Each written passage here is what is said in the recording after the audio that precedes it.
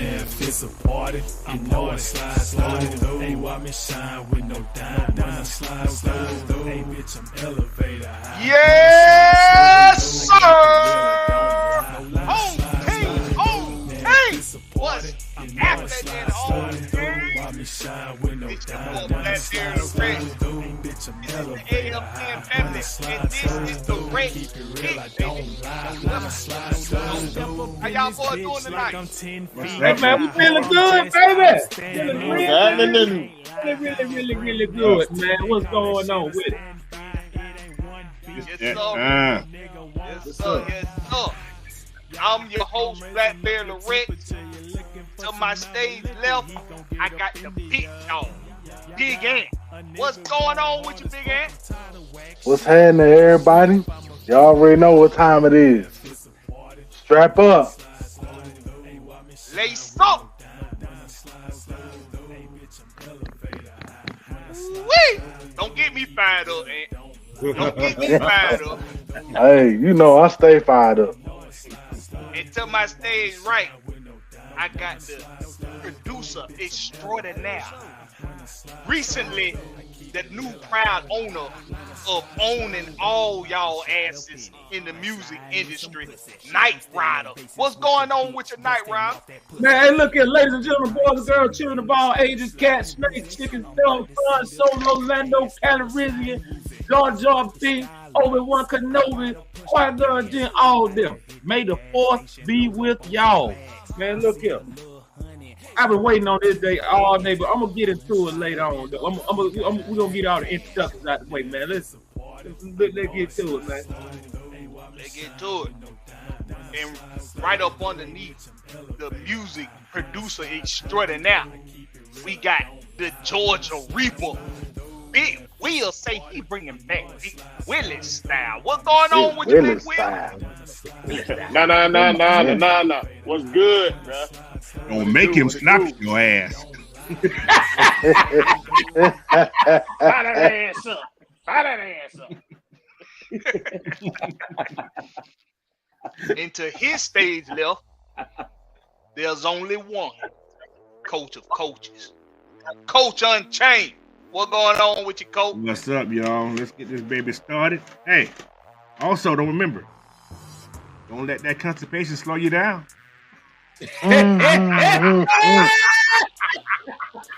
I see what you did there, Coach. Yes, sir. I might as well get ready because the burns gonna come quite often tonight. Oh, they coming all night. Yeah, y'all gonna be listening to Usher Raymond after the night. This is your confession. But hey, man, we appreciate y'all coming in. Don't waste no more time. Go ahead and hit that like button right now. Go ahead, hit that share button right now. Share this out to your Facebook, Instagram, Twitter.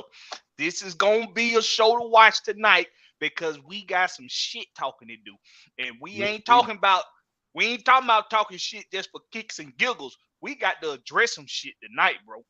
Okay, so y'all go ahead, get your seats, get your popcorn, and get your cameras ready because it's about to go down tonight. Go down. All right, who's in the third round? Yes, Night Rider, hit her with that Manscaped, Night Rider. Yeah, man. Check this out, man. Get that Manscaped out the way. Check this out, man. This portion of the show is brought to you by Manscaped, the premier product for male grooming. Hey, look here, man. Y'all know it's baseball season, man. But y'all got to throw a few balls before you can get them strikes, man. You got to water your britches a little bit. So what you need to do is go to manscaped.com. Y'all check out put in promo code AFN. You're going to receive 20% off of your order, and you get free shipping. So y'all know y'all love free shit, man. Who don't love free? Did you say free, Night Rider? I said free 99, Skip. You know that. $3.99. $3.99, man. So hey, go on there and check out them people, man. Tell them AFN sent you, dog. Remember this, Manscaped. You trim it down, she won't frown. You keep it clean, you won't be mean. Hey, yo, Blackberry, before we get started, I want to go ahead and kick this off like this. Do you think? There's some of y'all in the comments, I don't know if y'all know in the comments, but we've been accused here at AFN. We here at AFN have been accused of being a ratchet cult. A cult. So I got to thinking, I'm like, I want to talk to you. look here. We gonna say we a cult. You can't be a cult without some of this. Kool-Aid. Without the Kool-Aid.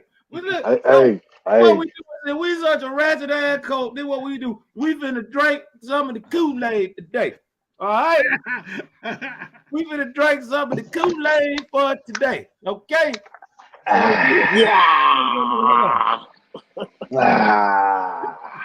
Y'all, since we a cult, big dummy. we waiting on the day. We waiting on the day for y'all motherfuckers to be smited to hell. That's what we waiting on. Hold on, wait a minute. I got a bit of breaking news right here. It's coming out of Memphis, Tennessee. Dylan Brooks has been arrested and charged with theft by taking. He was apparently caught on a security camera stealing boxes from the Memphis Grizzlies facility. So, oh, you lying? Yeah.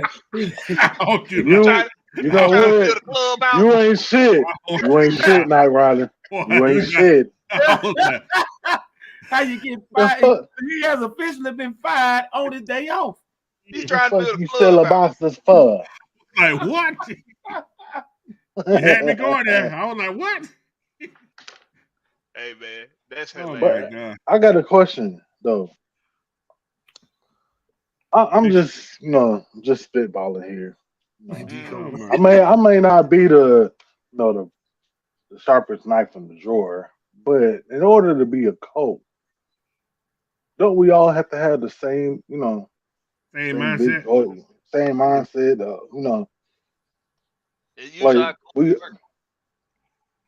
Like my mind says, kiss my ass. Yeah. In that case, we all cult, because that's mine too. Kiss my ass. Yeah. We are the cult that don't give a fuck about what you think. Thank you. I just think you're jealous myself. We just want y'all to know we see y'all, but we really don't give a fuck. You understand? Yeah, right. We don't give a fuck. Right. So my brother from the same mother done snuck in the side door on us. What's up with you, little bro? Smiling faces. Smiling faces. Oh, happy day. Oh, happy day. Oh, happy day. When Jesus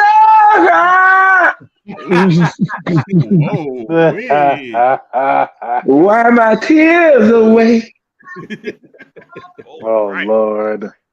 That's a whole happy day. What's going on with you, little bro? How you doing today? I feel fulfilled. I feel for that. Don't that shit just sound good coming out of a Falcon fan's mouth? It sounds unheard of. We haven't felt fulfilled in quite some time, so yes. Long time. Yeah, mighty long time. But some of us still, Falcon fans, are not fulfilled because we didn't get our feelings catered to some of us in the fan base. But we gonna get that a little bit later. But real quick, we gonna do a little roll call. Let's go down the list of all the loyal compadres and compadres of the AFN family. Of course, the very first at the top of the list is Pamela Johnson. What's going on, Pamela Johnson? Miss Pam, what's going on? Pam with the yams. I call him one. Y'all know him as the super villain, the therapist ATL. Brian Peoples, what's happening? Old Chicken Hauler. Okay, all right. Welcome in, Mr. Chicken Hauler. Welcome in, Mr. Chicken Hauler. I don't think I've seen you before. Never seen Chicken Hauler. Hit that like button, hit that sub button. You're going to be who the hell name is Chicken Hauler? Hey, man, right there, name Chicken Hauler. There you go. Old Chicken Hauler. He still haul the chicken with the pickup. He still haul them with the pickup. Oh, damn, that was all them feathers. He got him on the pickup. All those feathers on the highway. All them feathers on the highway. All them feathers on the highway. Robert Ponder. What's up with you, Robert Ponder? Long time no see, Robert Ponder. Good to have you back with us, man. Tail Sports and Gaming. T Texas boy, what's happening, bro? Vermin Wood say he got the rolling. Somebody vibrator going on. I heard that this morning. Somebody need to put a little more work in at night. Somebody need to put a little more extra work in over there. Hello. Hey man, y'all need to put that on the wraps. Got Sherman Wood. Say you always got the rollers on deck. ATL Leo, what's happening? ATL Leo. That's one of my all-nighters right there when I be on Madden. Pat Norris, Matt Towns, Dirty, Gilfire, Corey, J. Diaz, William Amy, what's happening with you, William? Bottom boy Phelps, D. Coleman, the controversial. That's my boy right there. Shout out my boy D. Coleman, man. That's my guy right there. Trey Murphy, another one of my Madden support, late night Madden supporters. What's happening? Another one. Brian J Black 142. What's happening, man? OG Jay Black, that's our cousin. Nah, that ain't that Jay Black. OG Big Sam, what's happening, bro? Hey, OG, remember, you ain't got to be out there on the porch. You know how to get in the house. You know how to get in the house. I'm gonna go to the chat. Get your ass in the house. Noah Tyndale, what's happening with you, Noah? That's one of the fam right there. Oh, that's Noah. That's Noah with the nice blazer. Yeah, that is. Yeah. That was a nice blazer. Hey, no. No, let me stop. What you finna take it there, Coach? No, you talking about the coat? No, with Jim Jones.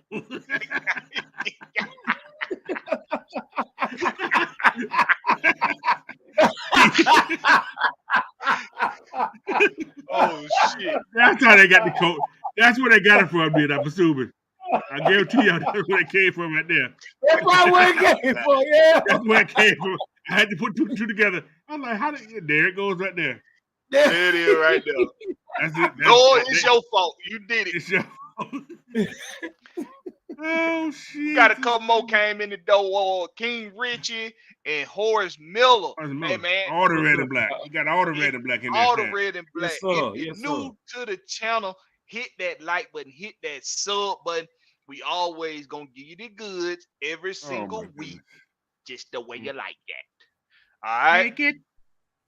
So we got a lineup for y'all tonight. We're gonna go over some Ronald Acuña stuff with the Braves. We're gonna go over some Falcons stuff with Bijan Robinson and this number 7 topic, this number 7 hot topic that's been going around.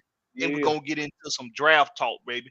But what I want to get into first, and I got to say this, I got to get this off my chest, okay? Look at Noah. Hold on, Blackberry. Look at Noah. Noah felt like he looked like Stevie Heat.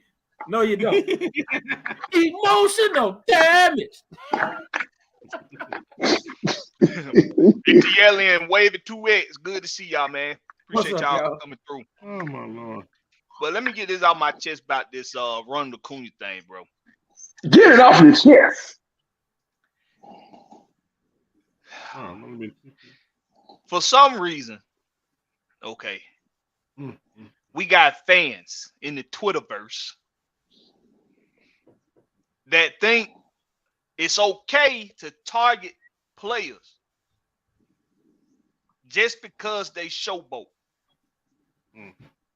Just because your team is unable to get him out. You in your feelings and you feel like it's okay for him to be targeted. Ronald Acuña has been targeted by pitchers more than any player in this league since he got into the league. In history, I think. In history. It's 2 reasons why. First, they can't get him out, and they hate that. You can't walk him every time he come up to bat. You can't walk him every 7th and 8th and 9th inning because you got too many good bats coming behind him. Yep. So what? What's the next thing y'all resort to? Y'all want to target this man. It's a damn shame that Major League Baseball hasn't done something about this by now. Right. And nobody been thrown out the game either.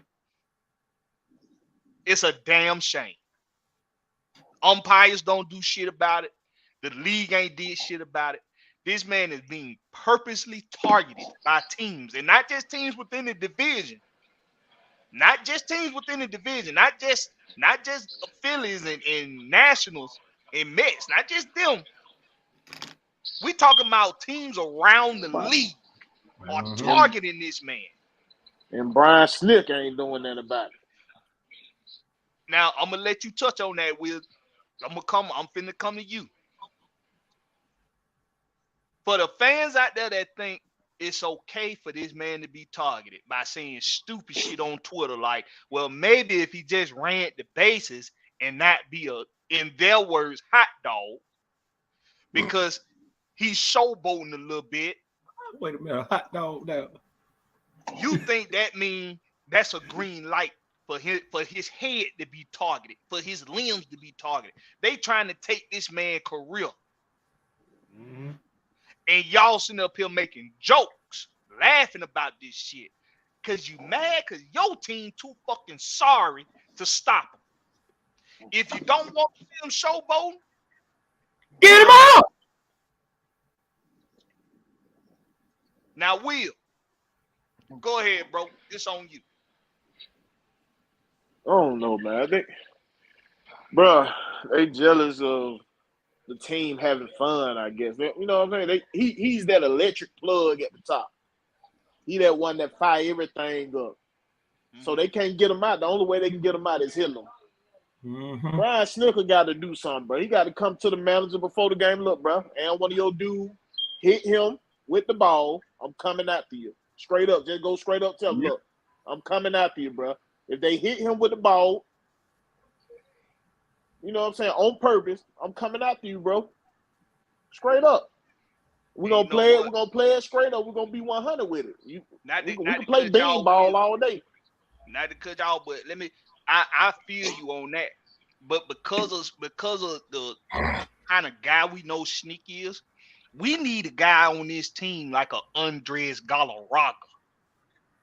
We need a guy. We need a guy that ain't gonna give a fuck and gonna go out there and say, you know what? My manager can't do it because he old in the ass. But guess what? Old in the ass. I got you. I'm coming out to that mound. We need a John Rocker on this team. Yeah, that's what I'm about to say. We need a so the big and Marcelo Jr. is, he ought to be the one to do it. Hey, had one of them standing up on the step with Slicker. Soon he get hit with the ball, he charged him out. Charge that shit. ASAP. Yeah. That'll put a lot of folks in their place. So I definitely feel you on that. Go ahead, Night Ride. Give me your take on that. Look, like you said, if you can't get him out, the best thing to do is try to get him out. If you can't get him out, it is what it is. The man is arguably the best player in the league. Look here. If you don't, like I said, if you don't like him showboating, get him out. Shit, I'm gonna be honest with you. If I was that good, hell, I'd be showboating too. I'd be just like prime time. Shit, I'd be high stepping, Trey Young, and all that. Doing it all. All if you could do that when you that damn good. Sure, can't stand shit like that. Yeah, it's some bullshit. What you got on? What you got on that, Ant?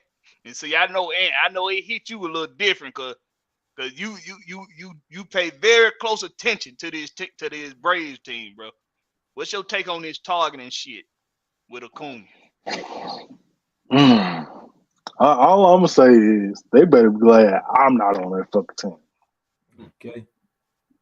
Because I will tackle that pitcher's ass. I spit that motherfucker into that mound, bro. We not just charging the mound. No, fuck that. They gonna have to suspend me. Cause I'm coming for that net. Yeah, especially if I know I ain't getting that much playing time. I'm going. I'm going. Exactly. Okay. That's my nigga. I'm going. I'm going in. I'm going. So y'all might as well suspend me for the rest of the year. I'll take this one for the team. I know that right. That's what we need. A guy that gonna take one for the team, bro. They need to bring one of them young boys up from Gwinnett and tell them, hey, we're gonna pay you $1 million just to go do some dirt. Right. We're gonna pay you $1 million. Hey, look at we ain't the New Orleans. Our dirty work. Look at man, we're not the New Orleans Saints, man. We're not gonna do that. But hell, they targeting our players. Hell. Yeah, I mean, he's been hit a lot. He gets hits at least every series almost. Every other series. I'll get thrown close to real every series. Yeah. And it done got so bad that now he's swinging at his damn self and hitting himself. Now, man, I hit myself. Goddamn. Dang. Yeah, man. Listen. What's your take on this Ronald Acuña targeting fiasco? Hey man, where we from? Throw them up, buzz them up. All bets are off. Is look, he be wanting to go over there and smack him too. He really do. You can look at his face. He be looking like, yeah, really? And that's how you know Ronald got a real good he got a real good solid team around him that tell, hey, protect your money, young niggas, protect your money. Yep. Somebody gonna figure this out for Ronald, bro. Mm-hmm. Somebody gonna figure it out. You know who I think is gonna be the first one to top off? Is that short man? That's the short man syndrome. His homeboy, Isaac Albers, gonna be the first one. Like, look, how much you want to bet? It's gonna be a situation. He's gonna be on the second base or first base. He gonna walk over there to him. He gonna walk over right there to him. Like, look here, but we ain't doing none of that. We ain't doing it. Then he might give him a little pick. Isaac gonna do it. He's starting to get hot. We don't want him to do it. That's who gonna do it though. I mean, send Azuna out there. That's what I'm saying. You could send Azuna, but he don't maybe like hitting on men. He like probably hitting on women. But Stop it. Stop it. You ain't gonna slide in there just like that, bro. You just I had to stop for a second. He just he's going, make it. He making an assault charge, so he can't fight. Hold on, wait a minute. Can y'all hear this? Can y'all hear this? Because I just got to play this. Hold on. Damn. Coach, what's your take on this targeting? Hold on, Coach. D. Coleman said, I just gonna hit him with the 619.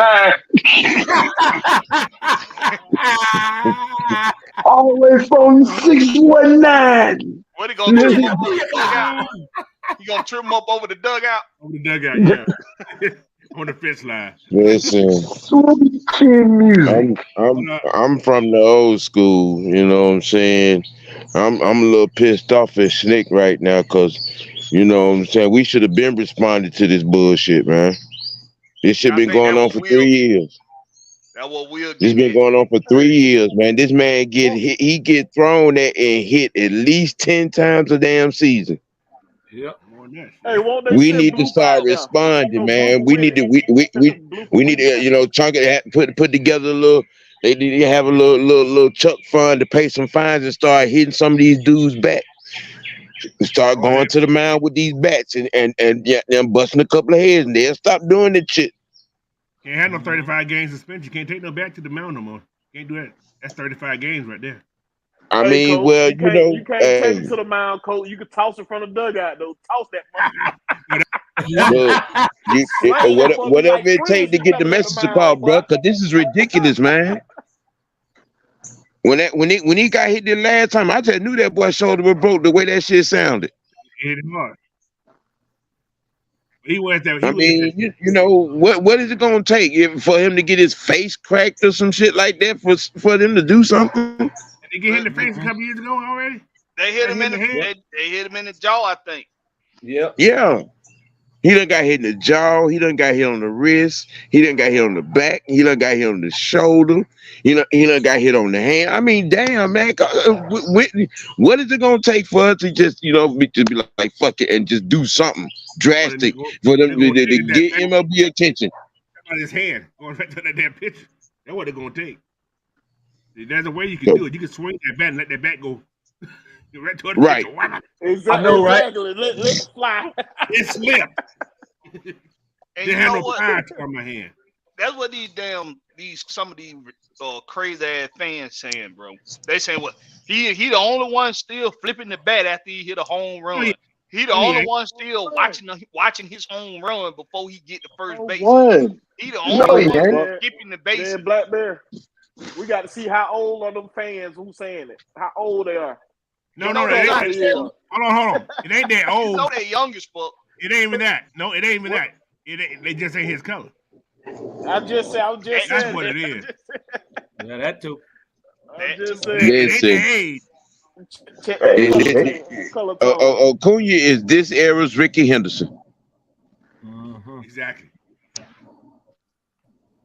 Good comparison. And he's just that good. And they scared of him. So they try to hurt this boy every fucking year. Every year, bro. And at this point, some got to be done about it. Somebody in the baseball ain't doing that either. That's what sucks about it. They're not doing anything about it, bro. That's the thing that's what I hate about it. It's not much. I hate to say it. It's not much Nick can do. He can report it. He can do all the what's called. But that's not much he can do. He can assign somebody to do that, to take the brunt of the what's called. But that ain't his style. You see what I'm saying? You gotta think about who they're supposed to be the Bobby umpire Cox would never done job the same to police thing. the game. They're supposed to be the umpire job to police the game. Man. Hey, True. y'all intentionally hit this dude. Y'all thrown out from the game. Well, the refs don't like him either. Right. The refs don't like him either. That's the thing. The umpire don't like him. Don't like him either. The refs. I mean the ump. Yeah, you're right. You know what it seems like? It seems like him and Acuña and Trey Young in their sports, they are the literally most hated in their sports. But they are also the top. Literally, well, one is number one in his sport, Acuña, and the other one is definitely top 10, if not top 5 in his sport. And they in Atlanta, and they know they got confidence. And just like D. Coleman said, you can't have melanin and confidence. You can't have melanin and confidence. That didn't work out for Kyrie. You see what he even say nothing. And they was slapping tags on him. Oh, you anti-Semitic and blah, blah, blah, blah. Like, he didn't even say nothing. He didn't say nothing. Coming on the movie. That's all it was. He said something. He ain't promoting it. Just because you post it don't mean you promoting it. Hey, there's plenty of people post shit that they don't promote. They just do that jump just to do it because they may like what the post said. But you can't have melanin and be confident. You can't promote coach stories. Exactly. You can't promote what? Coach stories. Coach? A coach. Yes. Oh, coach story. No, coach. Yes, and CULT stories. I was Where was the code at? Hold up. This time, where was the code at? I don't know. Apparently, we won. That's why I got some of this right here. We got our Kool-Aid. We brainwashing folk around here. My Kool-Aid. Yeah, so You know. That's like an herb. I don't think you know, bro, but we got content creators and they supporters out here calling us a ratchet coat. Listen, I just don't understand how little old me could cause such a ruckus. Hell, you. Yeah, let me put this in context for everybody. Then I'm gonna get a flow to Big Sam, and we gonna transition out of the targeting topic because it's really I'm getting upset, bro. I can find myself going off for a long period of time here. So Right. apparently, because of who we are, because of our camaraderie with one another, because Yes.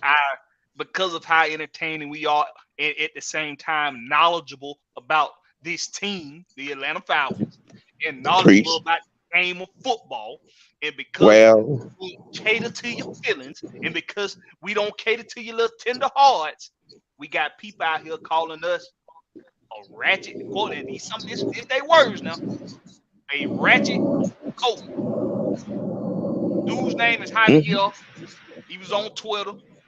He's a follower of JR from what's the name of the podcast? I'm Pound for saying pound, I'm naming names. Fine as a bucket. pound for pound. Pound for pound, he's a follower from Pound for Mhm. Pound. He said something that was kind of uh, against us in a way, Out of pocket. so to speak, out of pocket. Because OG Sam did a guest appearance. Or what was the show, Sam? What was last week? It was our last week's show. But what happened was Eric Robinson posted a tweet with video highlights of Bijan Robinson with the caption that read, Bijan Robinson is going to be, a special back. Just too bad that the running backs in Atlanta couldn't do this frequently, break runs like this frequently. And I'm like, well, why is he shading the running back room? So what I did was put together 2 highlight packages that showed Tyler Algier breaking 60-yard runs and breaking 10, 15-yard runs. Same with CP. And he got in his feelings because I called him fanboy. And he the whole juncture of this thing, that when all of the little cronies come to Miss Robinson's defense, then nobody have anything of the football content to speak. They were all worried about what my affiliation was, with sentences like, well, it's no surprise given that who he's affiliated with, attacking people trying to make a name for himself. I've had my name for 54 years, thank you very much. Man, my name. That's first and foremost. Okay. Secondly, it only speaks to what we already know. These so-called wannabes out here are afraid because they can't handle being chin-checked in public and proven wrong.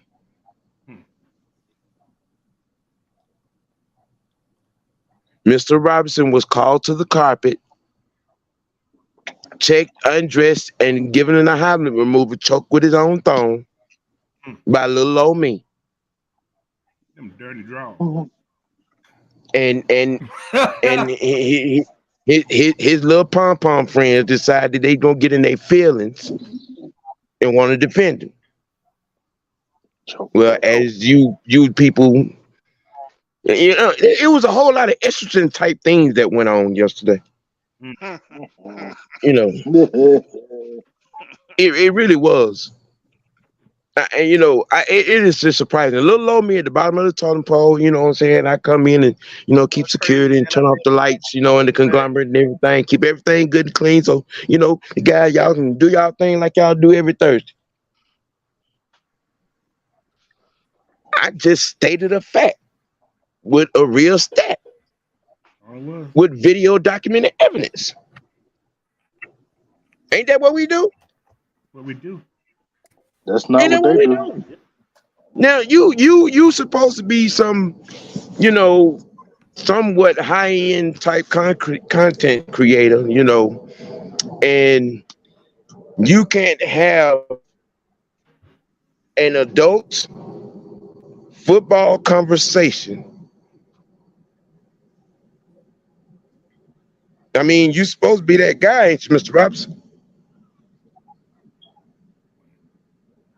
Why would you entertain this? Why would you, not defend your stance instead of letting you and your middle school friends stoop to name calling, and saying that we brainwashing people? I mean, what are we talking about here? Well, what are we not talking about? Because I made a football statement. I made a football response. And it turned into, we are ratchet coats. We're weirdos. We're brainwashing people. It is just, you little girls' response and actions prove that you all are exactly what you were saying about us. A coat.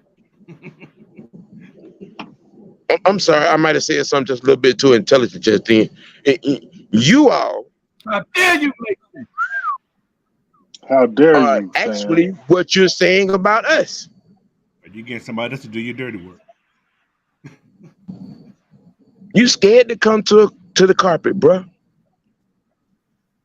I challenged your statement. I proved your statement wrong with video documented evidence, and your thong got tight and y'all acting like a bunch of little girls.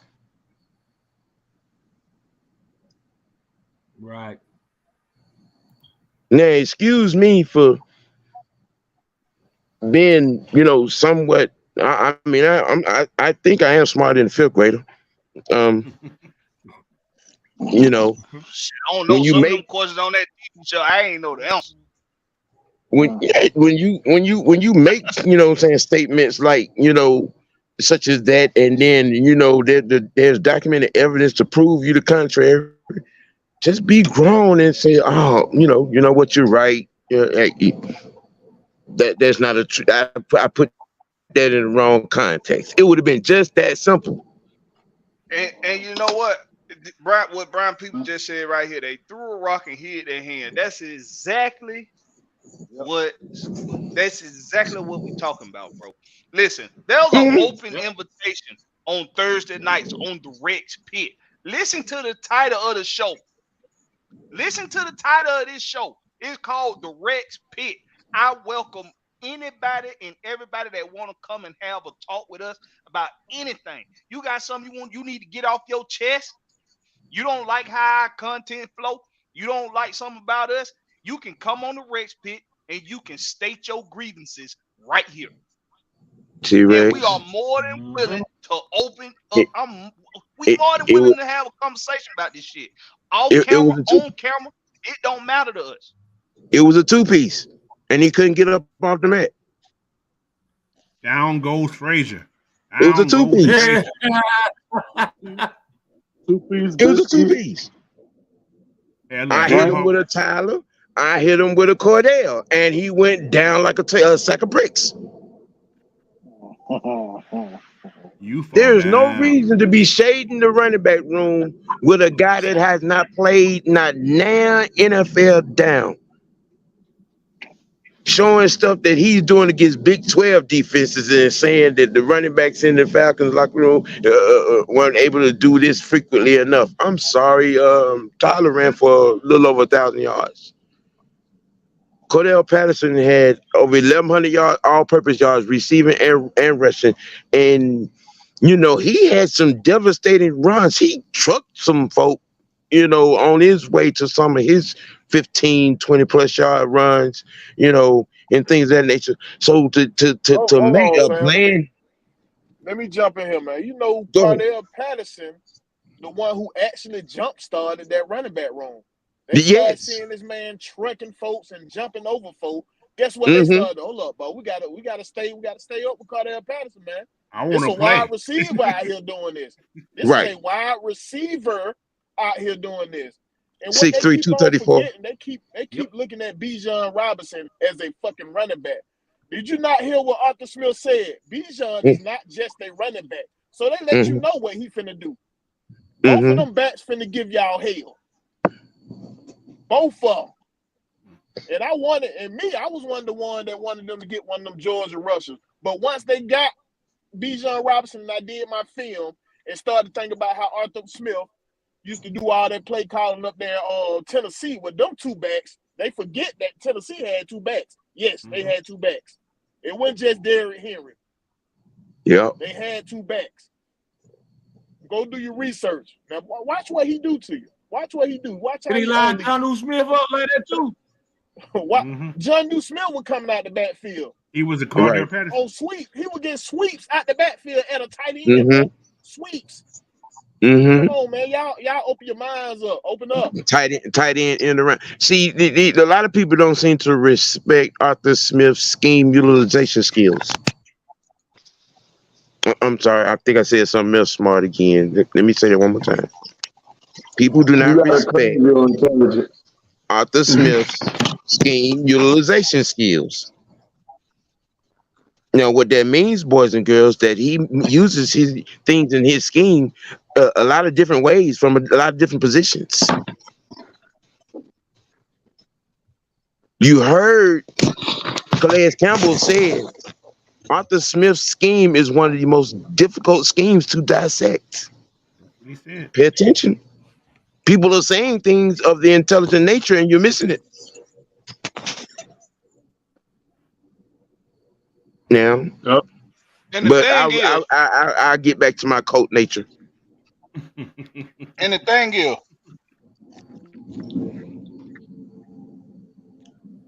the ignorance for me is just mind blowing. It was a lot of it. It's mind blowing to me. Whole lot of it. We got fans we got Falcon fans that follow other content creators saying asinine things like, I don't think Tyler and let me tell you why they're saying this before I say it. They're saying it because the people that they follow that create content for the Falcons outside of us, they allow them to say dumb shit and let them think that their opinion means something. Illiterate surface narratives. Yep. While you may have a right to your opinion, and while you may have a right to voice your opinion, don't mean I'm going to allow you to have that opinion and think it means something when it's just some bullshit. So we got people talking about they don't think Tyler Algier is a natural running back, north and south. Now wait a minute. Soak this in. I want my panel to soak this in. Tyler Algier is not a natural running back, north and south. Now, after you digested the bullshit, then say, is Tyler Algier a natural north-south running back? I mean, I don't know what else he could be, considering. Who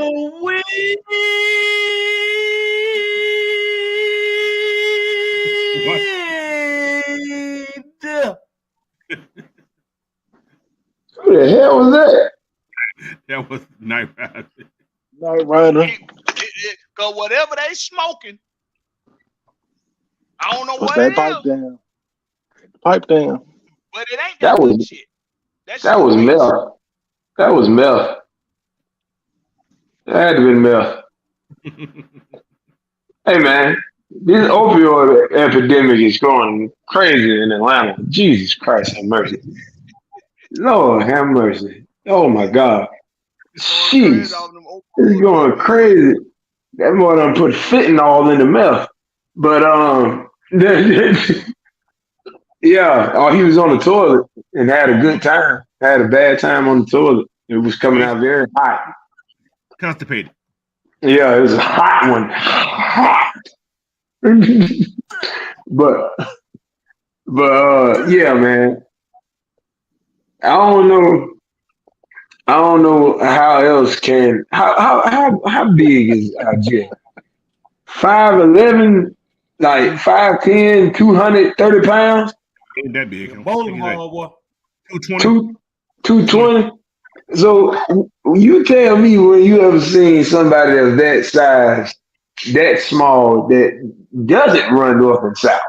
I think that defies gravity. I think he's defying all laws of physics. Like, where else does he go? I mean, his weight goes that way. He runs, and his weight follows. It's gonna follow, and it's gonna bull rush your ass to the ground. So I don't understand. What do they not? Whoever said that, I don't know who the fuck y'all be listen to them stir up y'all pots. But Jesus Christ, have mercy. Allah and Buddha all need to come down at one time and just show people, look, you know you stupid, right? And I didn't make you be stupid. Slap him. Just get the 8 on God too, that one, and slap him 8 times. But Lord have mercy. I don't understand people when they talk about football or sports. You just, when some open their mouth, you just have to chalk it up to, you don't know what you talking about, young man and woman, or it. You know what, Denzel? That's it right there, what you just said. Sometimes with people talking sports, I just don't know what to think. Because, listen, well, none of us are professionals. And Dre Harrison, we appreciate that, bro. Appreciate that $5. Dre Harrison say Tyler, all gears, Al Jill is the closest thing to Michael Turner on his team. And you a damn fool if you don't think he isn't a north-south runner. You a goddamn fool. Goddamn fool. I don't know. Now, I don't know. I don't know what tape you have for you to see. Like, when y'all watch it, I just want to ask the chat this, and y'all can, and let me get some red and black in there if you agree with this. If you're going to watch your team play, you should at least be able to tell the difference between running north or running east or west. You should at least know the difference, right? Everybody know they directions, right? Everybody know they no, they don't. Hey, man, hold on. east-west. Hey, Blackberry. Look here. You need a description. Yeah, let me get a description there. If you don't know your directions by now, I just got one thing to say to you.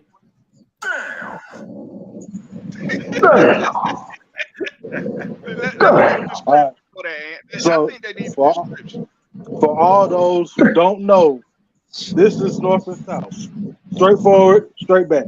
Straight forward, straight back. East and west to the sideline. End zone, north and south. Sidelines, east and west.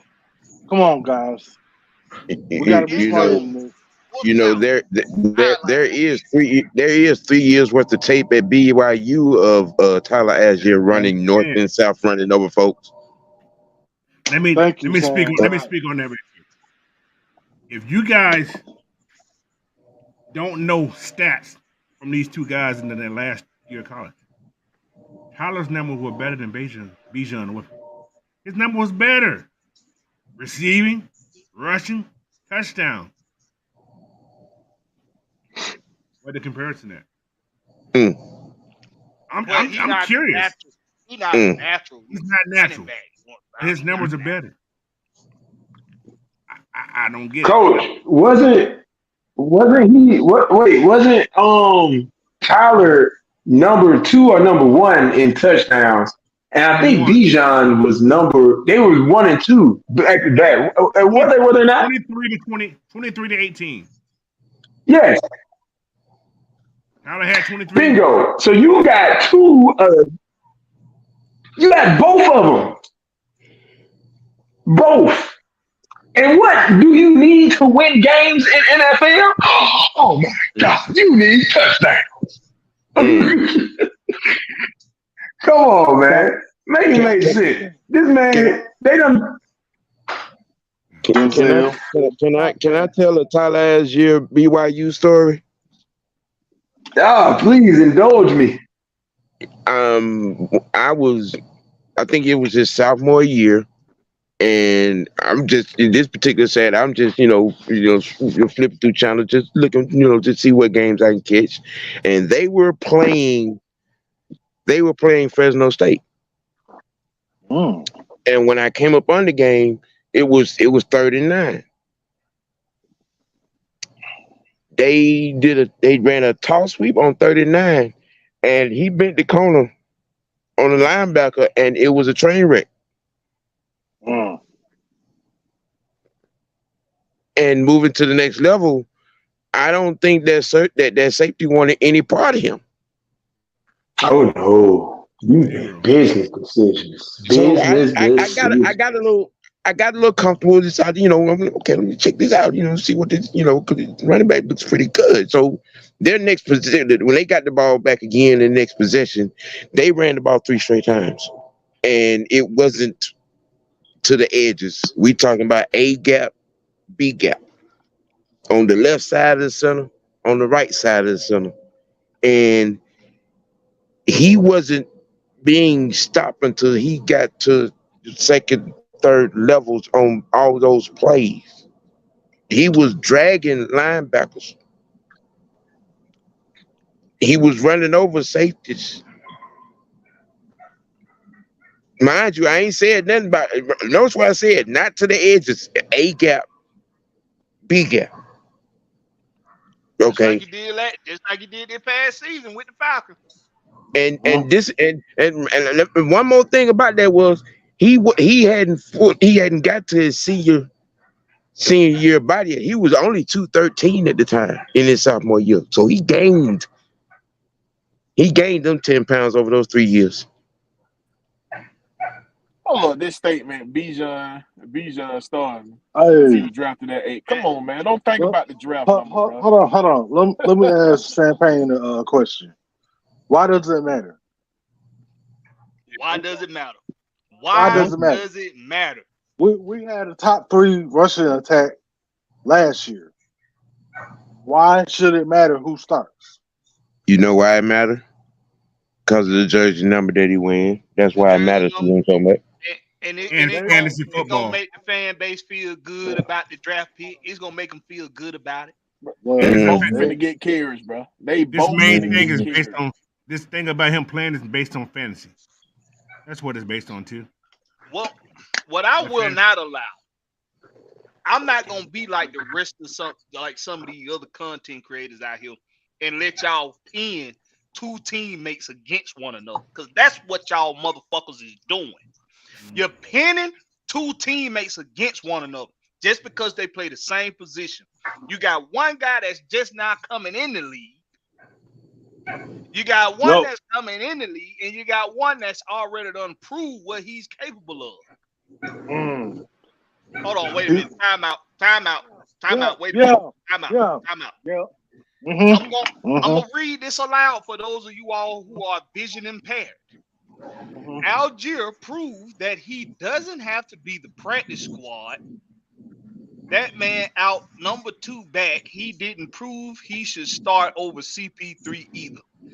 Champagne. Hold on, y'all. Hold on. Let me attack this right here. Okay. Champagne Bear. I want you to hear me, and I want you to hear me good. That's the dumbest fucking shit I've ever heard. Damn. You sound dumb as fuck. You sound stupid as fuck. If you don't like what I'm saying, you can dismiss yourself, bro. I'm not playing the radio with y'all. Okay? The proof is in the motherfucking pudding. That young man didn't even play 2 games. Only started 7 and still got over 1,000 yards rushing. But you sit up here talking about he didn't prove anything.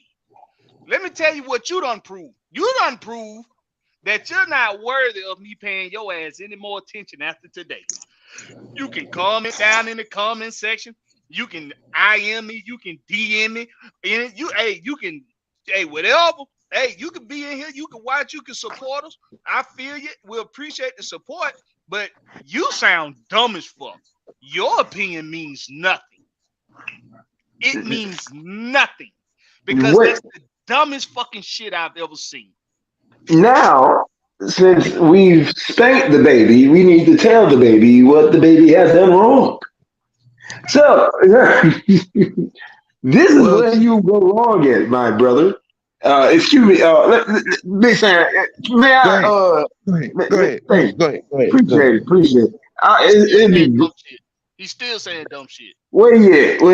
We don't have a talented enough team not to star our A pick. You know, I think you put too much emphasis on this pick shit. In the words of one of the most recent Super Bowl winners, LA Rams, fuck those picks. Yeah. So the pick don't matter. You know what does matter? What the pick contributes to the team. And if you haven't noticed, it is 11 players on the field at one time, not the first round pick by himself every damn game. Hey, hold on 1 second. Hold on, do something real quick. Hold on, wait a minute. You big dummy. You big dummy. Thank you. What he said. Because Lord knows you are definitely one. Hey, Champagne Bell, change your name to Lamont. Change your name to Lamont. Yeah. Because that's who you is, a big dummy. My brother,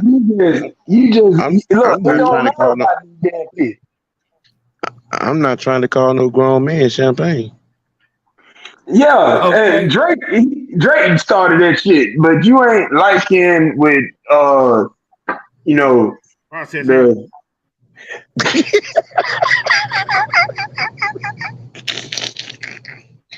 drink man. By the way, still drinking my Kool-Aid.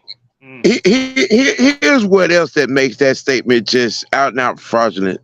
You do realize at one point less, and I'm not even going to include Marcus Mariota's rushing numbers. Okay, at one point in time during the season, okay, we had 3 running backs, all that had 400 yards apiece. 400 yards apiece. Now, if we're projecting, let's say, because even with Huntley going out, he still had about 500 or 600 yards, right around when he got injured. 560, I think. 560. Yeah, check that out. I'm trying to make sure this makes sense, and we're right with this. Okay, when CP went down for those 5 weeks, you do realize Tyler Algier became the bell cow. You do realize that, right? He I think it was like 3 consecutive games over 100, 110, 115 yards, something like that. And to end the season with a little over 1,000, something like what, close to 1,100. And you're gonna say he didn't prove anything. Okay. You do know if Caleb Huntley don't get hurt, he has 1,000 yards too. You do realize that, right? How many games? Because that was the pace. That was the pace. That was the pace they was on. But see, I wasn't really pressed. I mean, you know what I'm saying, with Cordell, because like he gets all-purpose yards. He gets them both, receiving and rushing. He had a little over 650 yards rushing and like a little over 550 yards receiving. So he had something like a total of 1,100, total all-purpose yards. Okay. That's what I mean when people don't understand Arthur Smith's scheme utilization skills. We were on pace to have almost 3,500 yards on the ground if it not were for injuries. Hey, check this out, Sam. We had almost 3,000 yard rushing, and they knew we were fucking running. They knew we were gonna run the fucking ball, and we had almost 3,000 yard rushing. What about this man play calling y'all don't like? Mm-hmm. They loading the box up every single play. 8, 9 in the box, and they still can't stop the running game. The stat was that you really gonna sit here and say the man that brought there is video documented evidence of this young man running over people for these 1,000 some odd yards, and you gonna sit there and say he didn't earn his starting job? the stat was a 416 play that we passed on. That's the second fewest in the whole year. Yes. And even if we go 100 more passes, we still below average. I gotta also think about this rushing game. Look at all the penalties from those long runs we did have. They had penalties on too. Right. Yeah, so come on now. Man, look, it's just like Mike Tyson finna, he finna go for the jugular and knock you in the jaw, but you get close up on him, he just gonna hit you in the ribs. So why you keep going up close up on him? Keep him at a distance. You know what's gonna happen. You know what's about to happen. Now you know the they were thinking piggyback. about like Derrick Henry as a bust until Arthur Smith started calling the play call. Exactly. They forget about that part. I just Come on, man. I don't understand the disrespect. Make it make sense. You couldn't possibly be watching these games. I'm convinced. Damn shame what they did to that dog.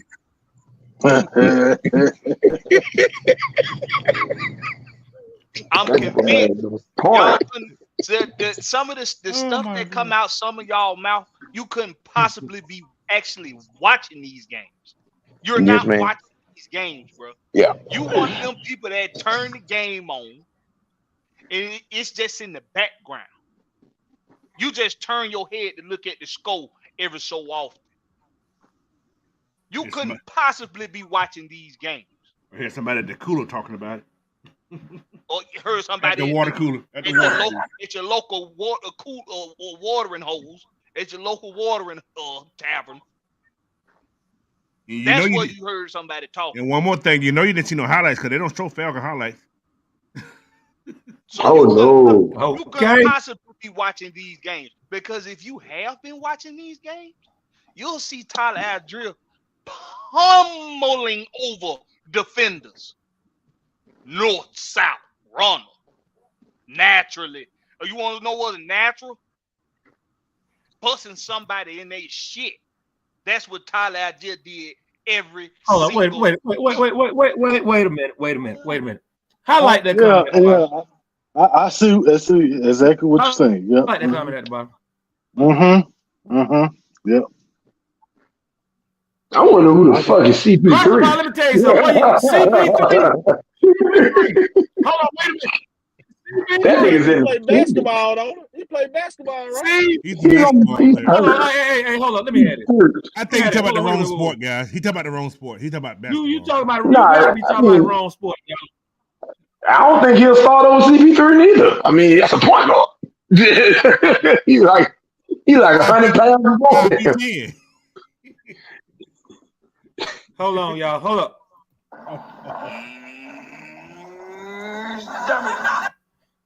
It's more like this. What the fuck are you talking about, man?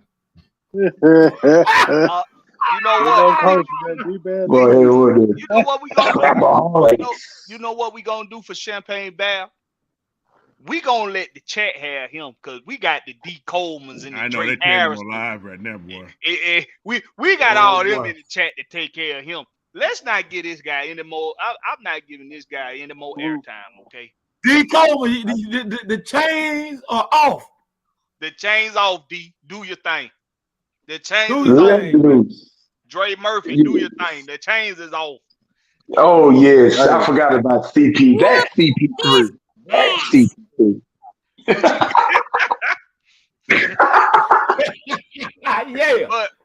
Yeah. While we on the talk of running backs,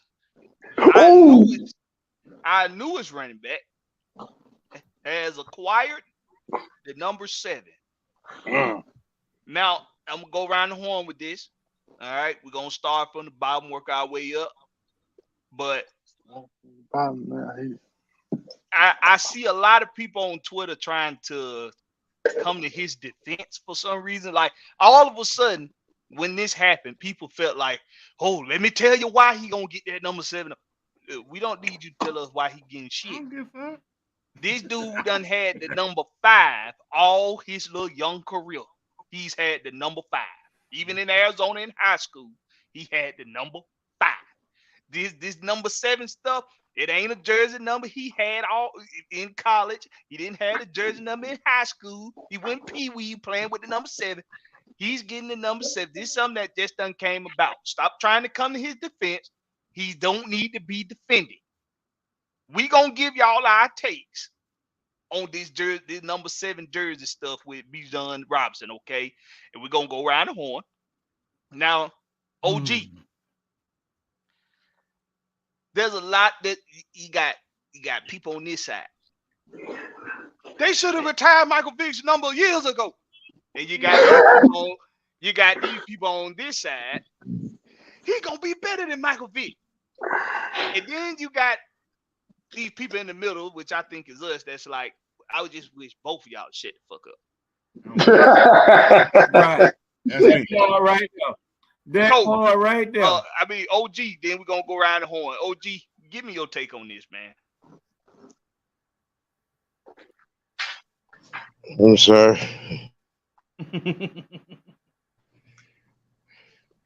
I'm sorry. I missed some of that. I had to wrangle one of the grandchildren. No, yeah. Give me your take on the Bijan band, the number 7. Give me your take on that. Well, you know, there was a lot of bulljive conversation about that too. You know, bulljive. A lot of people are, you know, getting all excited because they number 7 gonna be in the backfield again. Blah, blah, okay. A lot of hoopla was made up about why, you know, that particular number isn't retired as well. I don't understand why that would even remotely come across your mindset to even think that there is a reason for that jersey to be retired. You know, honestly, I don't have any type of feeling, any type of way, you know what I'm saying, him wearing number 7 at all. To me, that number is just a number.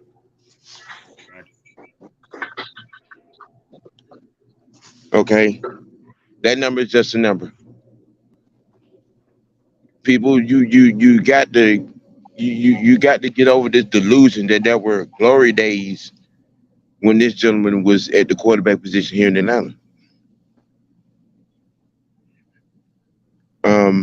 And while we talking about it in the chat, y'all let us know what y'all think about that number 7. Y'all think it should be retired or what? Let us know in the chat what you think. Let me get some red and black if you think it shouldn't be retired. Let me get some sad face emojis if you think it should. I mean, he hasn't done he didn't do anything here. For the most part, he had the playbook in the trunk. The Bucks and the Panthers routinely whooped that ass.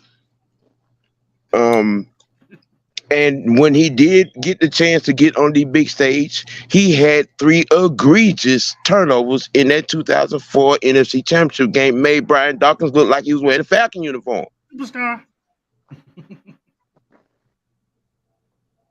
And as I recall, the both times that this team has been to the Super Bowl, there was no Michael Vick involved. This whole he brought excitement in football back to that. I'm sorry, too legit to quit did happen.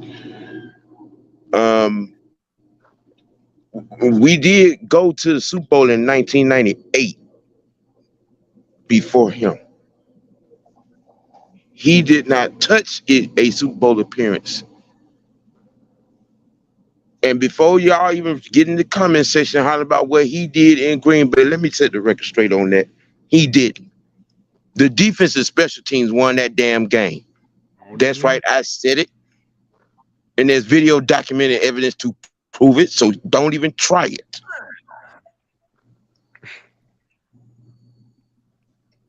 I maintain the stance that if the man that started it, that showed up in Philadelphia, if the Vic that showed up in Philadelphia had started his career here in Atlanta like that, I would not have nothing bad to say about him. Hey, I second that. Yes, sir, boy. I second that. Yeah. What's your take on that, Night Rob? I'm like you, Blackberry. I with both of them just fuck up. I don't give a damn what number he wear. He could be wearing 777, 7,772, whatever the hell. As long as you winning, I don't give a damn what number you wear. There you go. I don't give a fuck what number you wear. Man, everybody, I keep getting beat over the head with this whole Michael Vick conversation. Now, even I got a homeboy about this shit. Michael Vick was an athlete. He was not a quarterback. Boy, you ought to see. Boy, I bring out. They want to bring the tiki torches out on me when I tell them about Michael Vick. When I tell people Ryan was a better quarterback than Michael Vick, oh boy, you got to damn near get ready to fight. I'm gonna go over there. But nobody want to hear that shit. Tell people this shit all the time. Yeah. Michael Vick didn't become a quarterback till he went to Philadelphia. Right? Yeah, he didn't study when he was. He didn't study. He was like He was like everybody on Madden. Anybody that got the Falcons on Madden, they weren't worried about no touchdown with everybody. Everybody wanted to run the ball, Vic. Run the ball, Vic. Right, bro. Look, art imitates life. He was fumbling 3 times a game on Madden too. Right, hell yeah. Oh boy, he had a big case of fumbleitis. He couldn't hold on to the ball. And one-handed ball, man. Yeah. Bread out there. But let me get y'all. We're talking about Michael Vick. Matt Ryan was a better quarterback than Michael Vick. Okay. Appreciate you, Terry Lloyd, for the $5. Yeah. Say I am tired of delusional fans. I hate MV7 ever played for the Falcons. It has split the fan base ever since.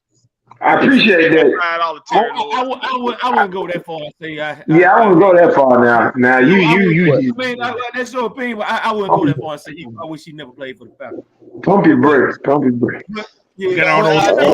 agree with he split the fan base. Now he split the fan base. But that's those Hulk numbers right there, though. I don't remember that. Don't deny that. He brought a sack into Atlanta. We ain't gonna deny that. He put Atlanta. Yes, he made Atlanta more. He brought back what the Dirty Bird had brought in the late 90s. He brought that back. Times some. He had the number 1 selling shoe far as in sports go.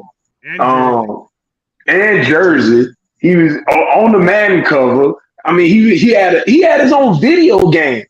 Who had their own video game? He had his own amusement park too. Now they would have made that Michael Vick experience a theme park ride. That would have been that's it right there, boy. But that would have been the fastest ride ever. I'm surprised they didn't make it one. It was a commercial. It went down. That's why. Man, he couldn't even stay on beat in the music video. Man, stop the madness. It was Vick. Matt Ryan was definitely a better quarterback than Michael Vick was. You got ain't no denying that. His stats way better. You know, come on. Yeah, we got accomplished mode. Yeah, accomplished mode. I'm gonna tell you something. I saw Michael Vick before Michael Vick was Michael Vick. Okay, if you know the history of the game, man, you know what I'm saying. Your Fran Tarkingtons, your Roger Staubachs, your Steve Youngs, your Randall Cunninghams. Come on, people. Michael Vick wasn't an oddity. His speed was new, but he wasn't an oddity. Yep. He just transcended the game with his ability to do what he did. Yeah, he was still something special. Ain't no way around that. You ain't finna get out of jail and first play. My boy finna go a fly route down the field. We're gonna throw a 60-yard back-to-back touchdown. Oh, right now, carry on. If he would have had Andy Reid in the beginning of his career, he would have been a monster for real. He had Andy Reid. Yes, sir. Yes. Oh, that man yes. was Yes. He was already dangerous. He would have been stupid, boy. Hold on, D. Coleman. D. Coleman a damn fool, bro. Damn. But coach, Yes, sir.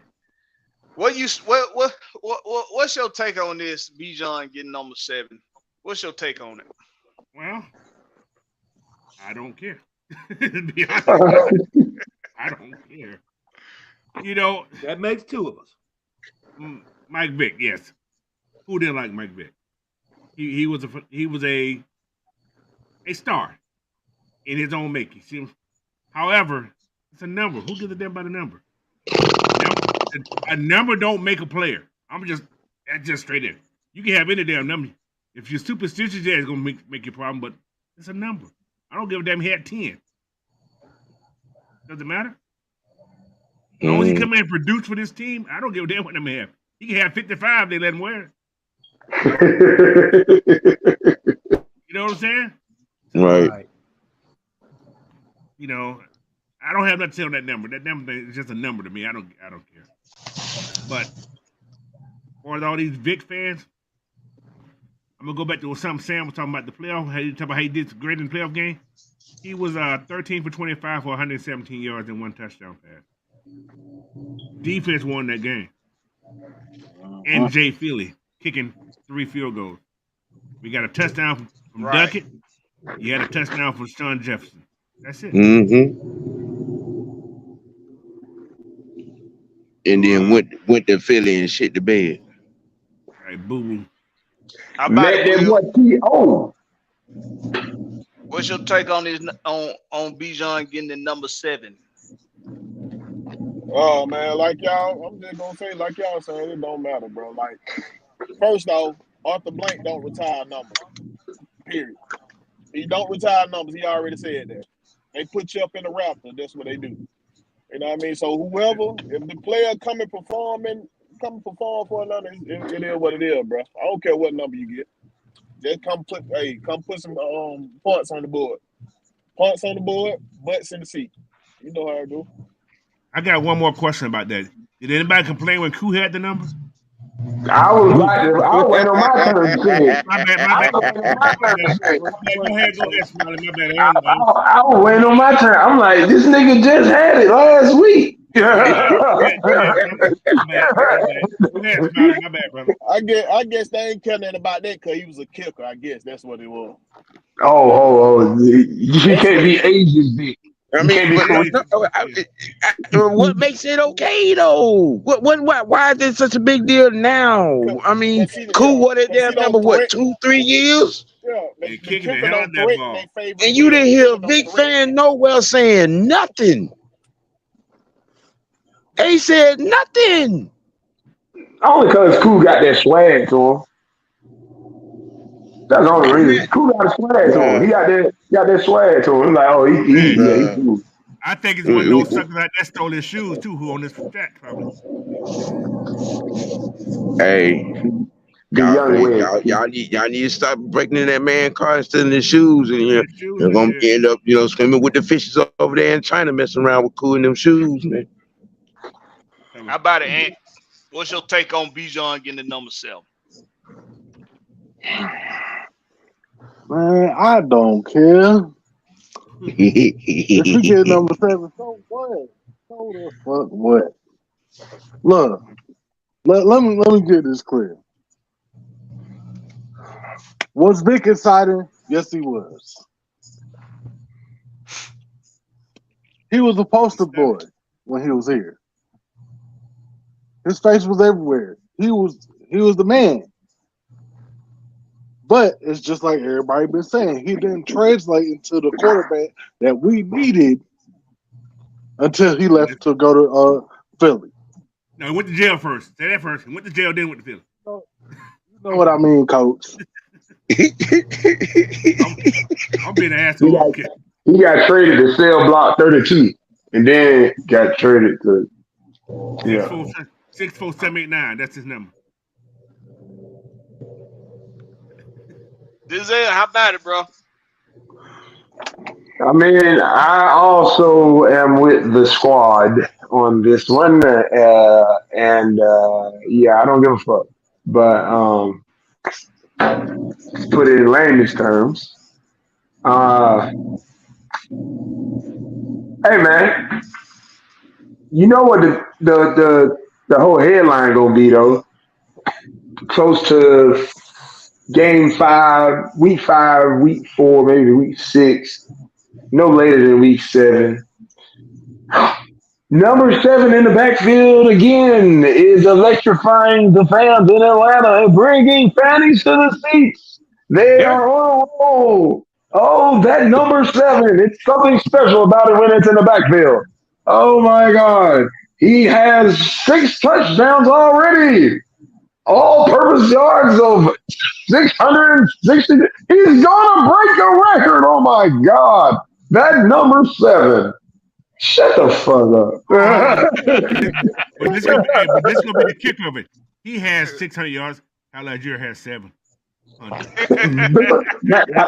All-purpose yards. Yeah, but we talk about rushing now. Yeah, rushing. Oh my God. Oh, look, bro, we gonna be number 1. All right, so let me give y'all my honest opinion about this number 7 to Bijan. Do I give a fuck? No. We share the same sentiment. I could give a fuck who wear that number 7 is, but I will say this: if you're gonna wear it, you better do it justice. You better. You better do it justice. I do agree with you on that. Because while I do not think Michael Vick did enough for this team for that number to get retired, I do not think he did enough for this team for that number to be retired. I don't think he did enough for it to go up in the rafters. But what I do believe is that the way he put this city back on the map, because a lot of people forget this.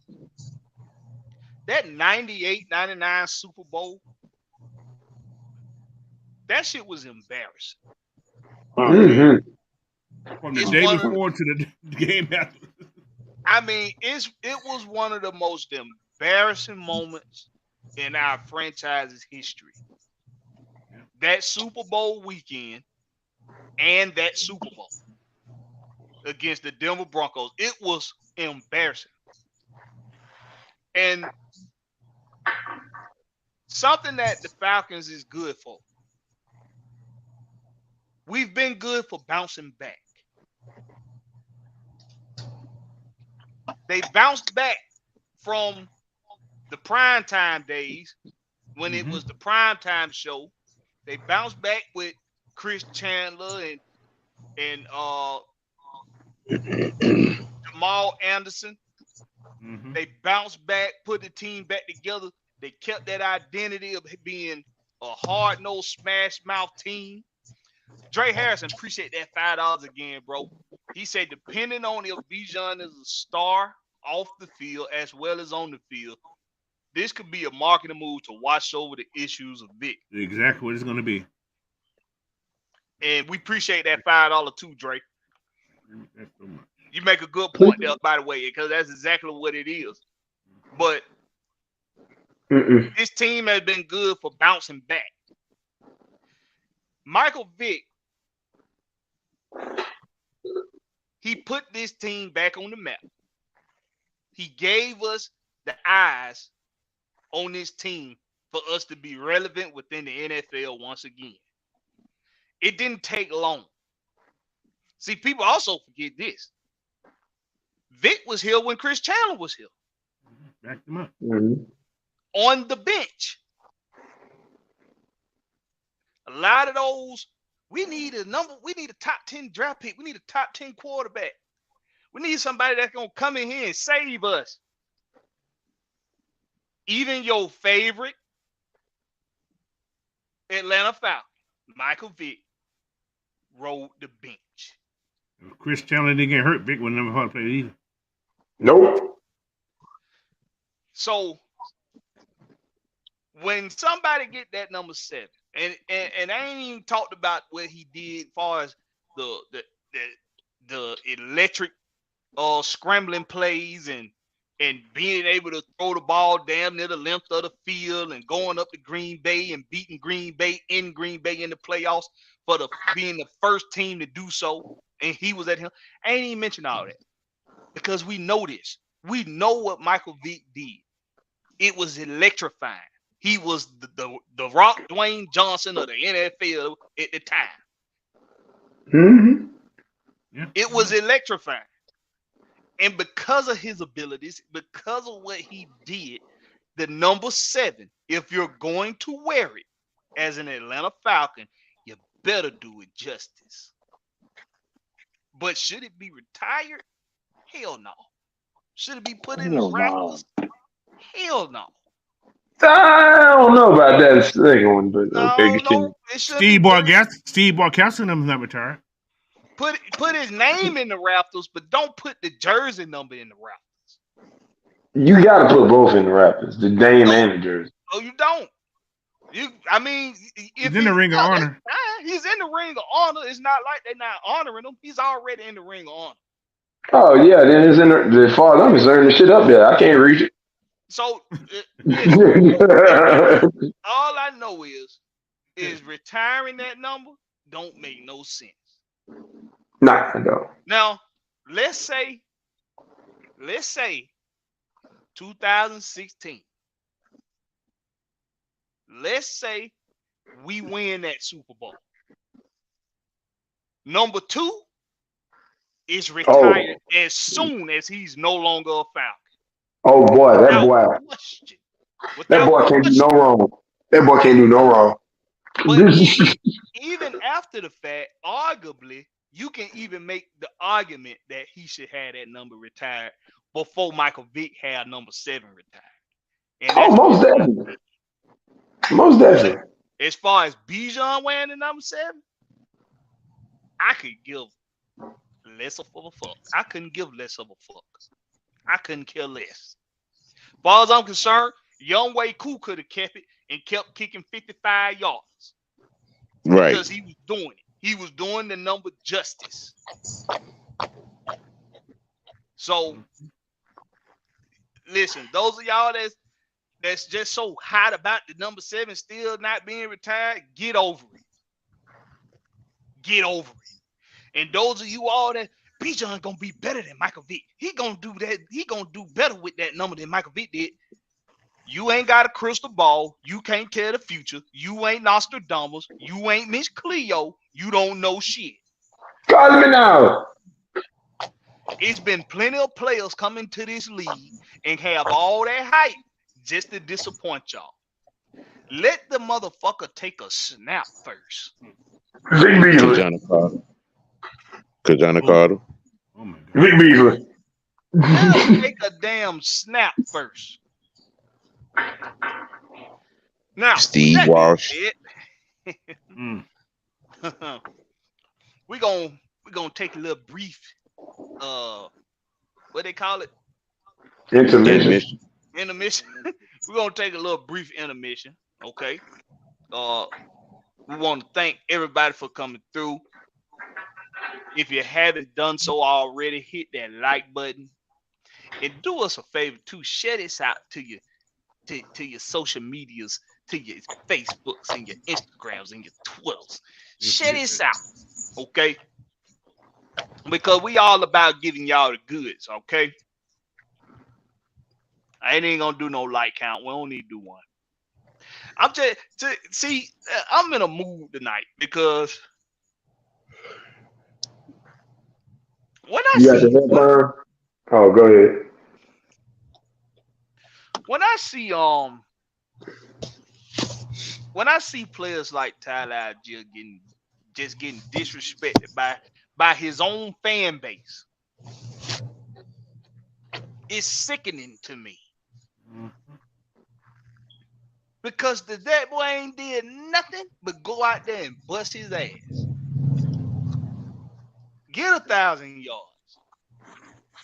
Only had 7 starts. Didn't play in 2 games. And he still go out there with a box full of, with a loaded box every single down. A loaded box. And for y'all that's not football, don't know football terminology, that means out of the 11 defenders that's on the field, at least 8 to 9 of them are in the box ready to stop the run. And yet he still averaged almost 5 yards a carry. And yet he still averaged almost 7 yards after contact. But he ain't a natural north-south running back.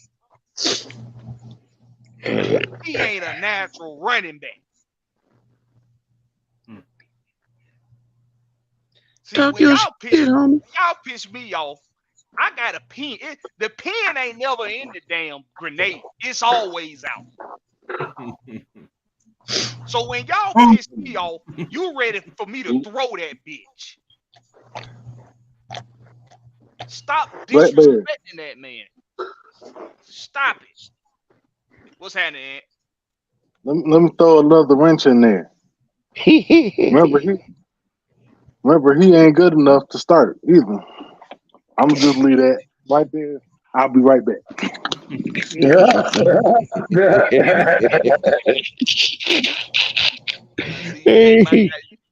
made my damn head throw. Yeah, another start. The disrespect got to stop, bro. This is what. Go ahead, Azil. This is just another result of people not knowing what the fuck they're talking about. That needs to be a whole segment within itself. Do you know what you're talking about? People who do not know who the fuck they're talking about. What the hell are they talking about? Like, they set that shit up literally like they playing Madden or NCAA 2006. I mean, I don't understand it. I'm like you can have a Tyler Algier in the backfield and a Bijan in the backfield, and then a Cordell Patterson in the slot, and then right before the play start, move Bijan out to the outside. Oh, now you got Cordell in the spot, Bijan in the Bijan on the outside with maybe a Kyle Pitts on the line. Oh, there's a Drake running over on the outside. Oh, Jesus. Let me count the weapons. Kyle Pitts. Let's count them up. 1. Kyle Pitts, Juno Smith, Parker Hesse, Drake London, Matt Collins. Oh, well, damn. The most disrespectful free agent signing, Scotty Miller. Scotty Miller. Matt Collins. Bernhardt coming out of the bullpen. We 2 new boys are undrafted boys. Shit. Yes. I mean, we got. Oh my god. That boy Marshall run a 4.29, don't he? That's Marshall is the other kid. What's the other kid? I can't think what his name is. It ain't Marshall though. Xavier Henderson. Yeah. Xavier, right. Ooh-wee. And hey, y'all, if y'all see folks going in and out, I think StreamYard is having some maintenance or something going on with their server. Yeah. So y'all just bear with us when y'all see us going in and out like that. I'm here. We got you. Forever for base said Scotty hasn't shown him anything. Now, last year he didn't get past his throwing to him as much. He didn't play. He didn't play as much either. He had an injury.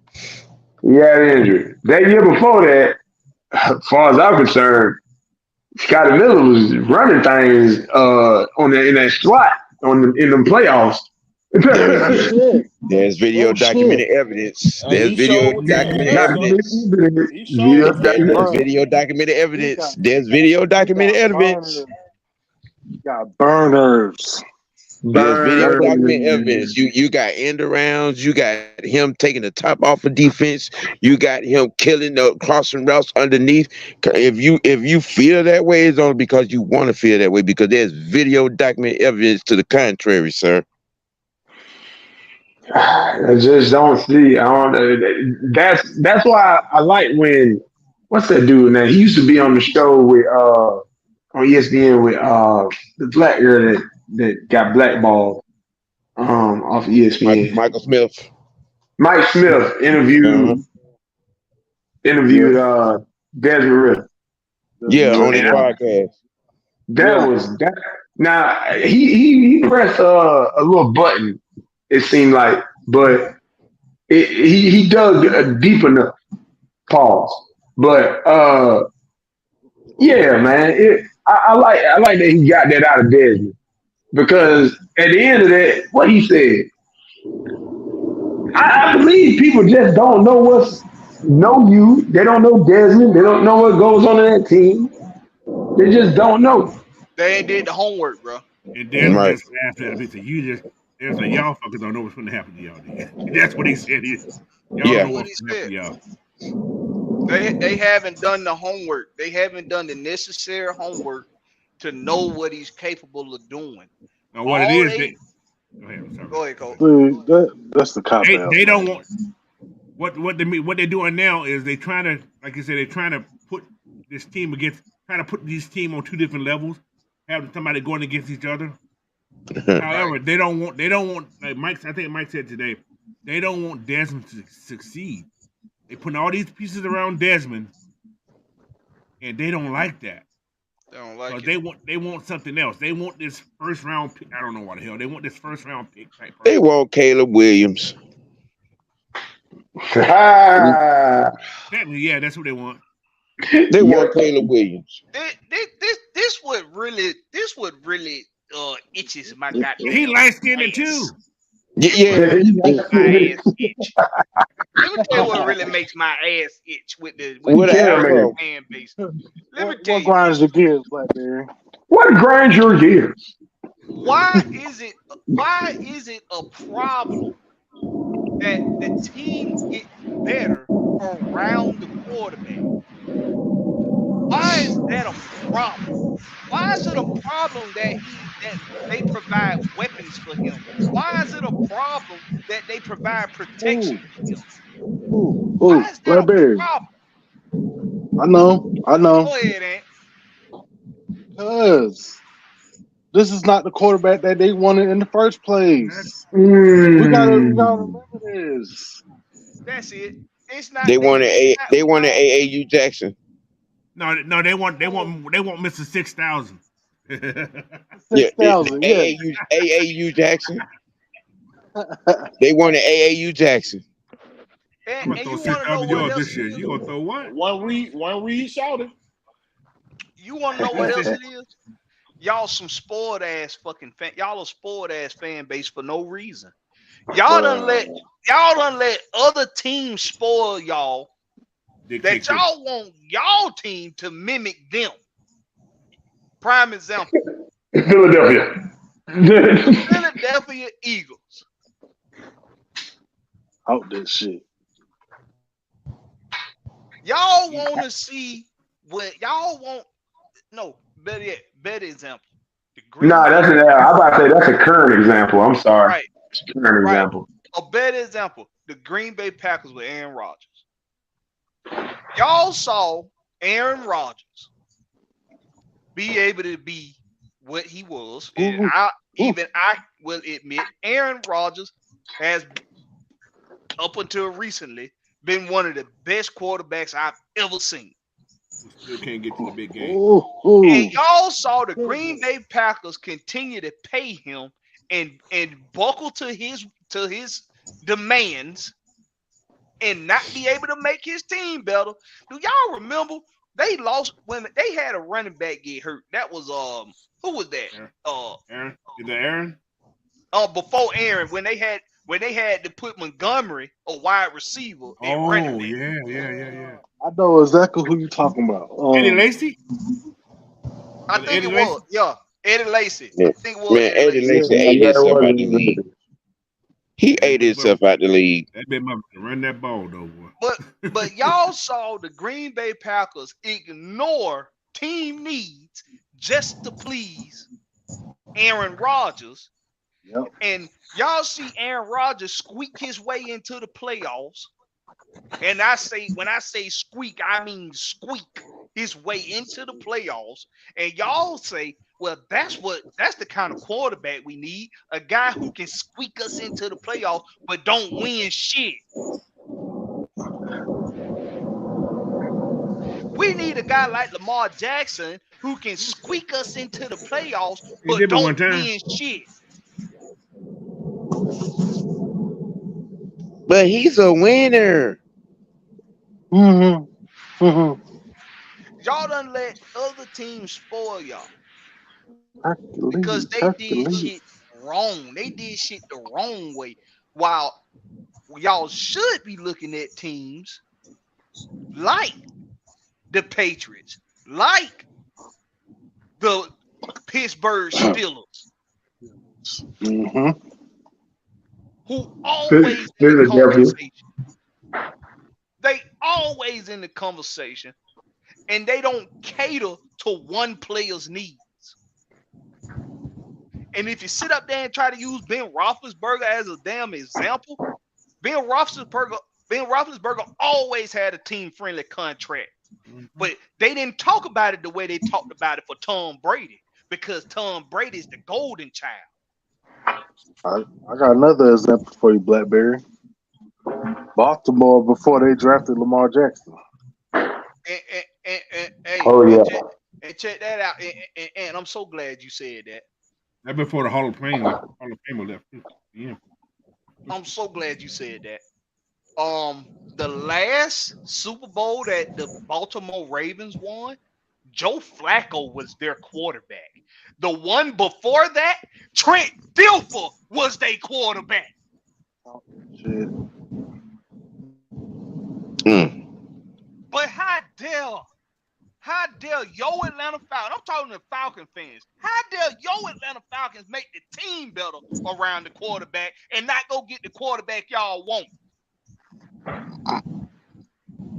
But the team that the guy play for that y'all been trying to advocate for coming to Atlanta for the last damn year, the last championships they won was with fucking Joe Flacco and Trent Dilfer.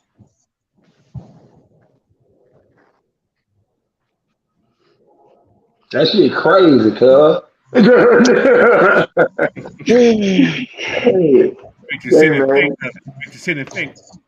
You can't, the great Lil Wayne said in a song, was misunderstood is not meant to be explained. There it is. The fan base is spoiled. But boy, you was on the road, Dre. Dre, you must be a bot or something. But on that $5 cash, he can be on the body. That's a rich bot. But all I need is $5. That's it, baby. You're gonna get me through the night, baby. The fan base is spoiled by Tommy Dimitrov. TD would have traded for Jackson. They've been rocked to sleep by 13 years of pitch poor decision making. You hit it right on the nail, my brother.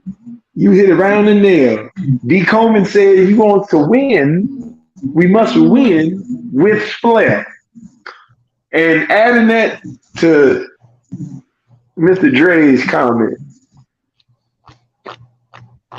they've been winning with flair. They won with flair a lot with Tiptoe Turner, and Jared Noah was back there. Obi was back there at fullback. They won with flair with Julio and Ryan a lot, and Tony, the great Tony Gonzalez. I got his jersey upstairs, and then they won with flair with Mohamed Sanu, and they won with flair with Vic at times. They won with flair. What has Flair got us. It ain't got us 16 belts like Ric Flair. I'll give you that one. We ain't got them belts that Ric Flair got. He up in. I don't see no. He up in Marietta. He up in Marietta. None of his belts up there. No. I see a bunch of NFC South banners. I see that. I see a couple of NFC, champion banners. I see a couple of those, but other than that, we ain't got no jewelry to show from it. You might as well just goddamn be cutting the cow up in front of me and handing it over to the next plate. I ain't getting shit. I ain't getting nothing from that. I ain't getting nothing from that. To go to what Cedric Murphy said, Arthur Blank always seemed to be a win now guy. He's surprised he didn't go after Lamar Jackson. And like Georgia Texas boy said, he didn't want to go through that again, what he went through with Cap Hill and not being able to fulfill position needs because of the money.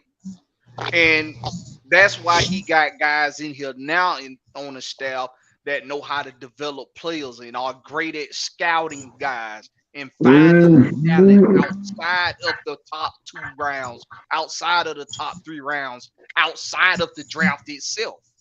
He went and got guys that know how to build a team for long term and not short term.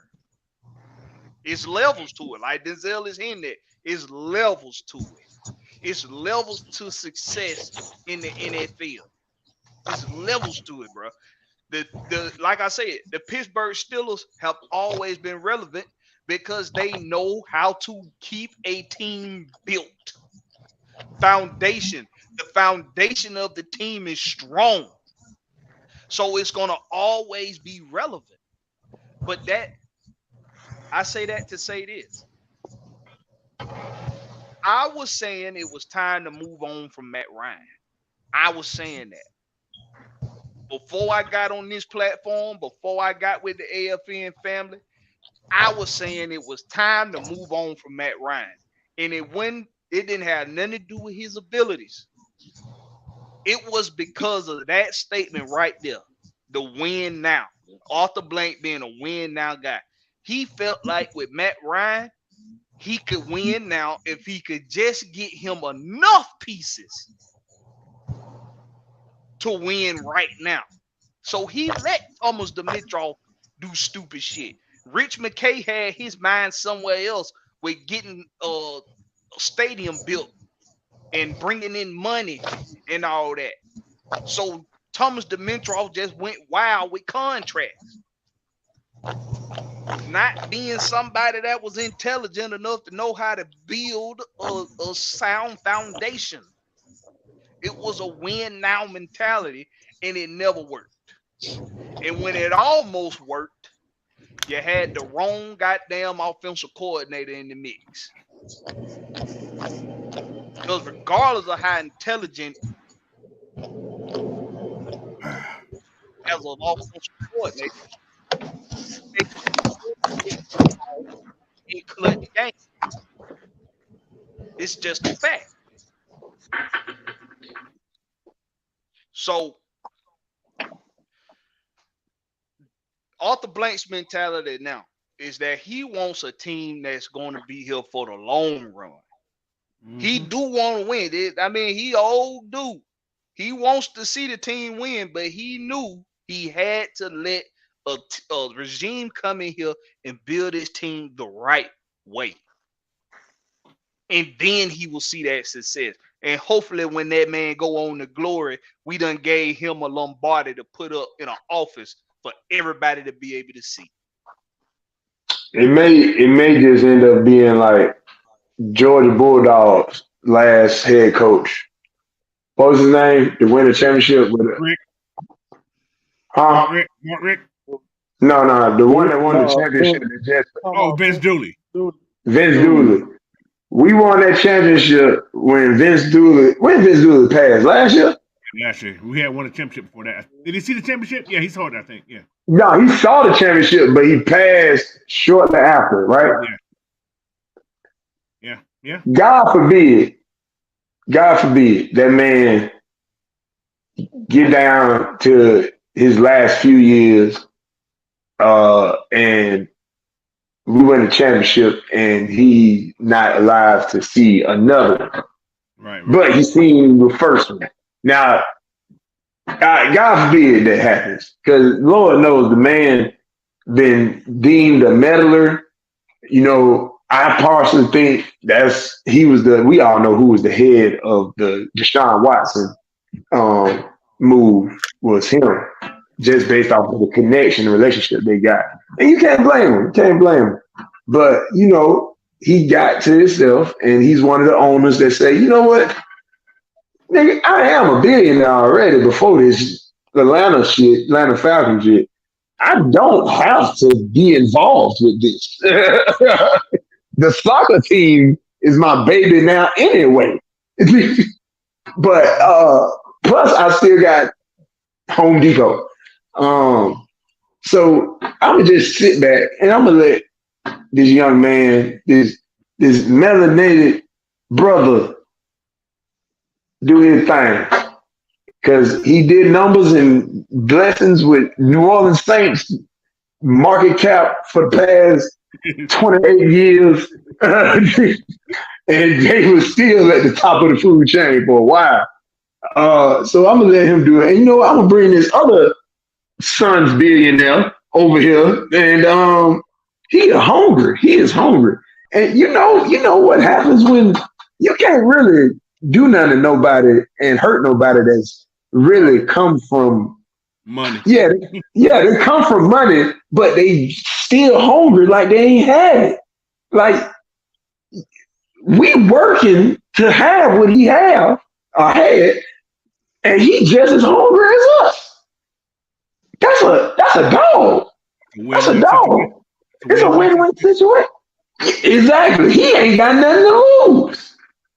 Cause he can pack it up. I'm finna go be a VP for my pops. I don't give for what y'all are doing. Look, y'all keep playing around. All right, I'm gonna go buy Denver Broncos on y'all ass. But look, look, man, it was just that. That's what I like about Arthur Blank. He knew how to sit back and say, you know what? I hear y'all talking about I'm a meddler. Watch me let them put faith in them and let them do what they know how to do. And we gonna do the same thing Philadelphia just did with somebody of similar talking about, similar rumors before he went off this past year in their quarterback. They talked about Jalen, they talked about Desmond. How much gonna be the same thing gonna happen? NFC and Super Bowl. I'm putting it out there right now. Super Bowl. Go bet them odds, people. Go bet them odds. I'm already on that betting already. So, trust me, I'm already. Take the over. Y'all take the over. Take the over. They got us at 8.5. Take the over. 8.5. But another thing, what people feel this is the first time in NFL history that a team have drafted in the top 10 skill position like that.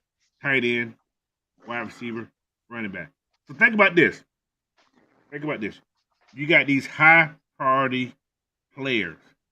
You build your nucleus around a quarterback, what we call a third string quarterback, third round quarterback. How can you go wrong with having that type of skill set right there already brought in for you? You already got your line pretty much, I'm going to say, 40% set. Then you bring in this guy from Syracuse, who they say is just a mauler who's going to actually move inside. Like they say, he's going to move inside. That's what the guy said. I heard a press conference from somebody named Rick. I don't know who the hell Rick is. Yeah, the scout, one of the scouts. Yeah, the scout. Okay, the scout guy. Mm-hmm. He said we brought him in to move him inside. We're going to see that's where we want him at. He's going to be there. He didn't pretty much give him the job, but he said that's where he's going to be working at. So, but yeah, man, this team's going to be. I'm so confident in this team this year. I've never been this confident in the Falcons team ever.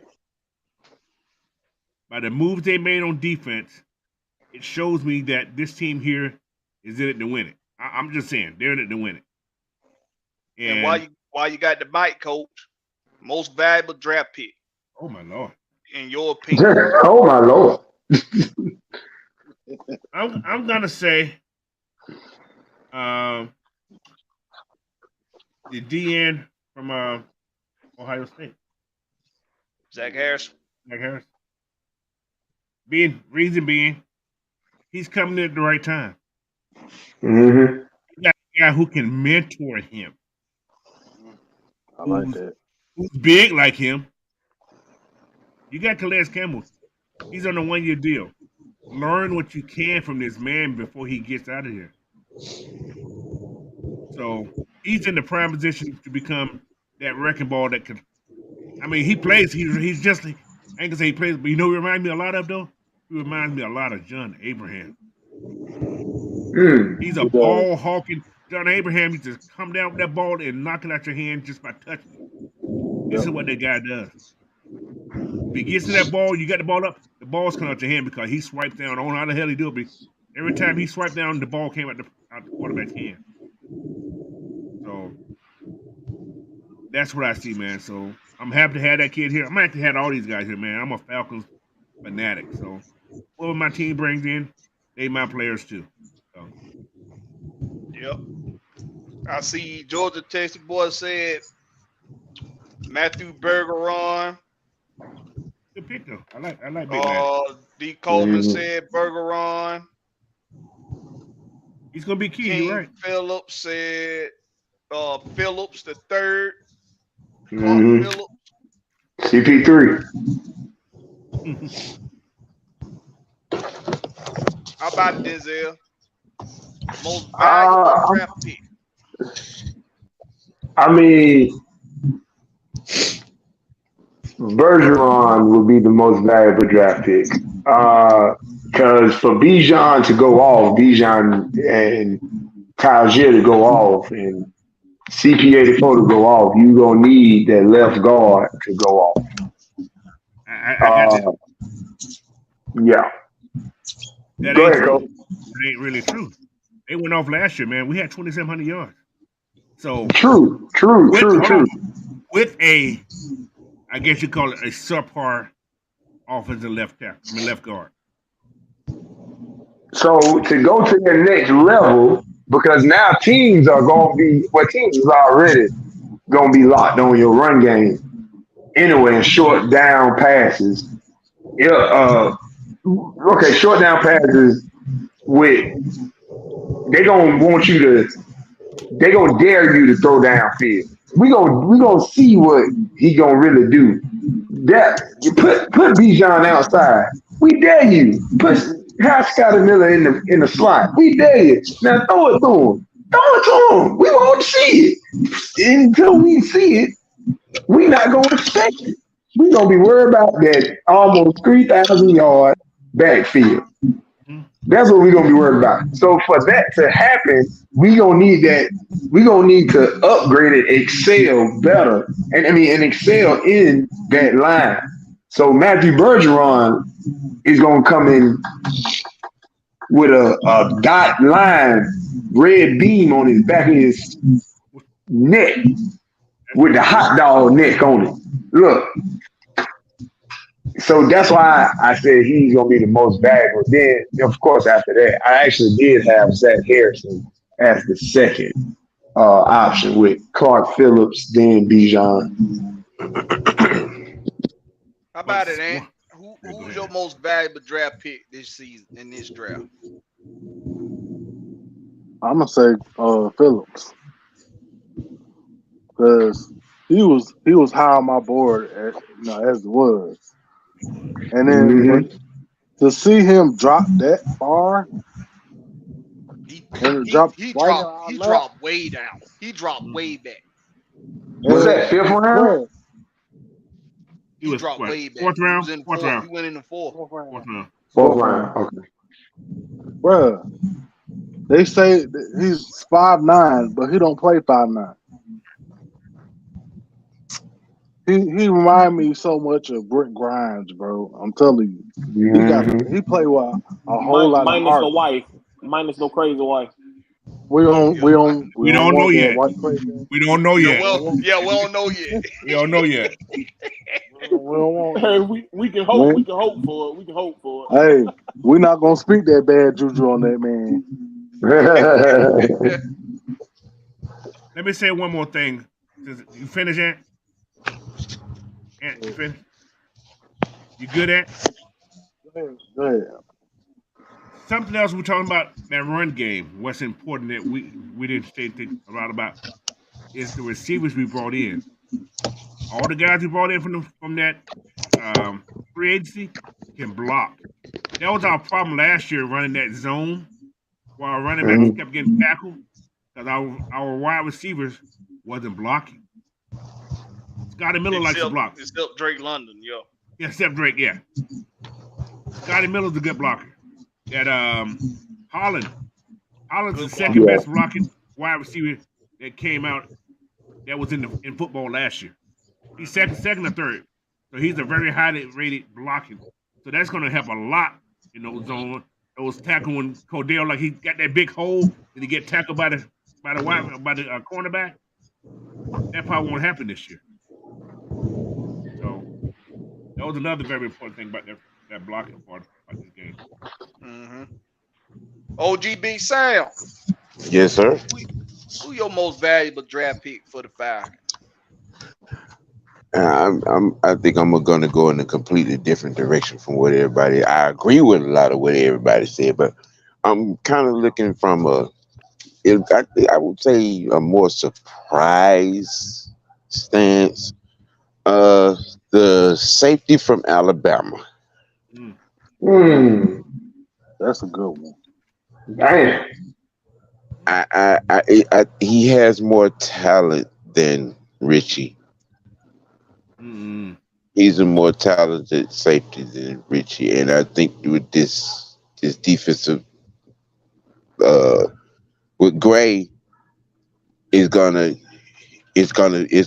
shine. It's gonna shine, and I think he's gonna be very effective with this staff. He's gonna be a difference maker on the defense on the back end. Rich is going to strong safety though. He can be playing more down in the box, which he's better at than playing top. Yeah. Right now on the depth chart, they got DeMarco playing free safety behind Jesse. Okay. But, you know that can change. You know how this group here goes. They change it. Like they change draw. They'll change every day. I mean, it's gonna be interesting to see. I mean, because there's so many moving parts in this all-star defensive staff that we put together. I think is gonna be the X factor for this coming season.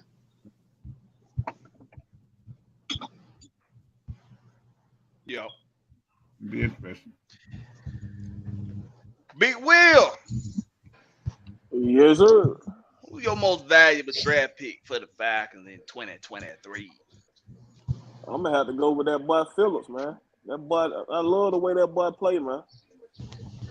He see ball, he get ball, man.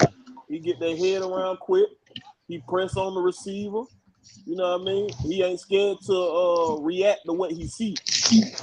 Like I said, that's gonna bring competition, and everybody else seeing him do that. Guess what everybody else trying to do? Oh, I ain't finna let that short dude outdo me. Right, David? He gonna bring that competition, man. He already small. He's small. Then he jumping out the gym. So now he outshining everybody now. They're gonna bring more competition in that room, bro. Can't wait to see it.